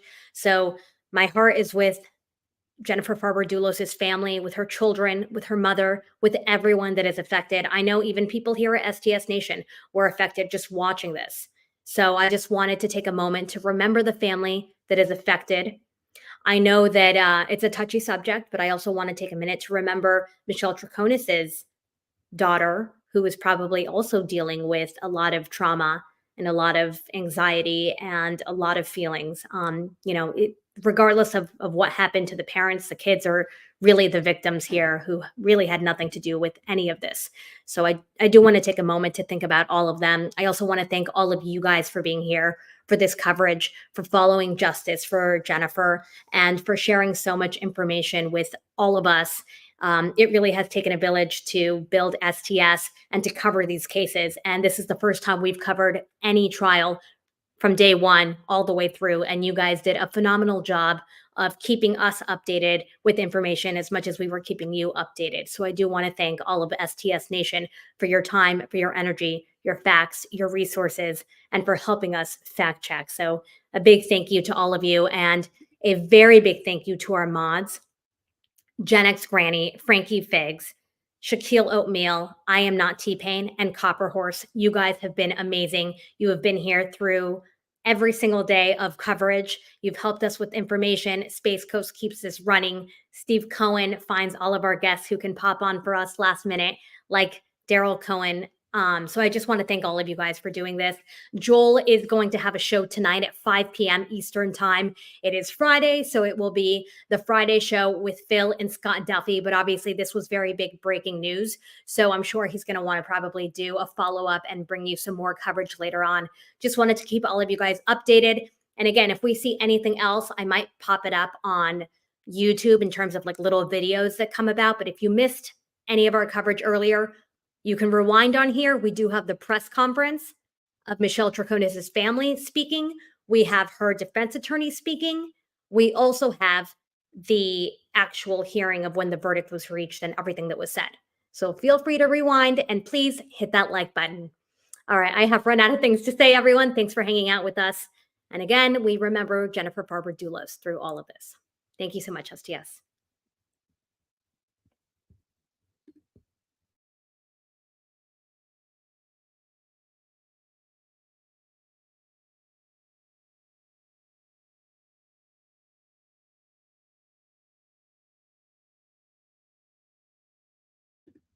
Oh, wait, one more thing.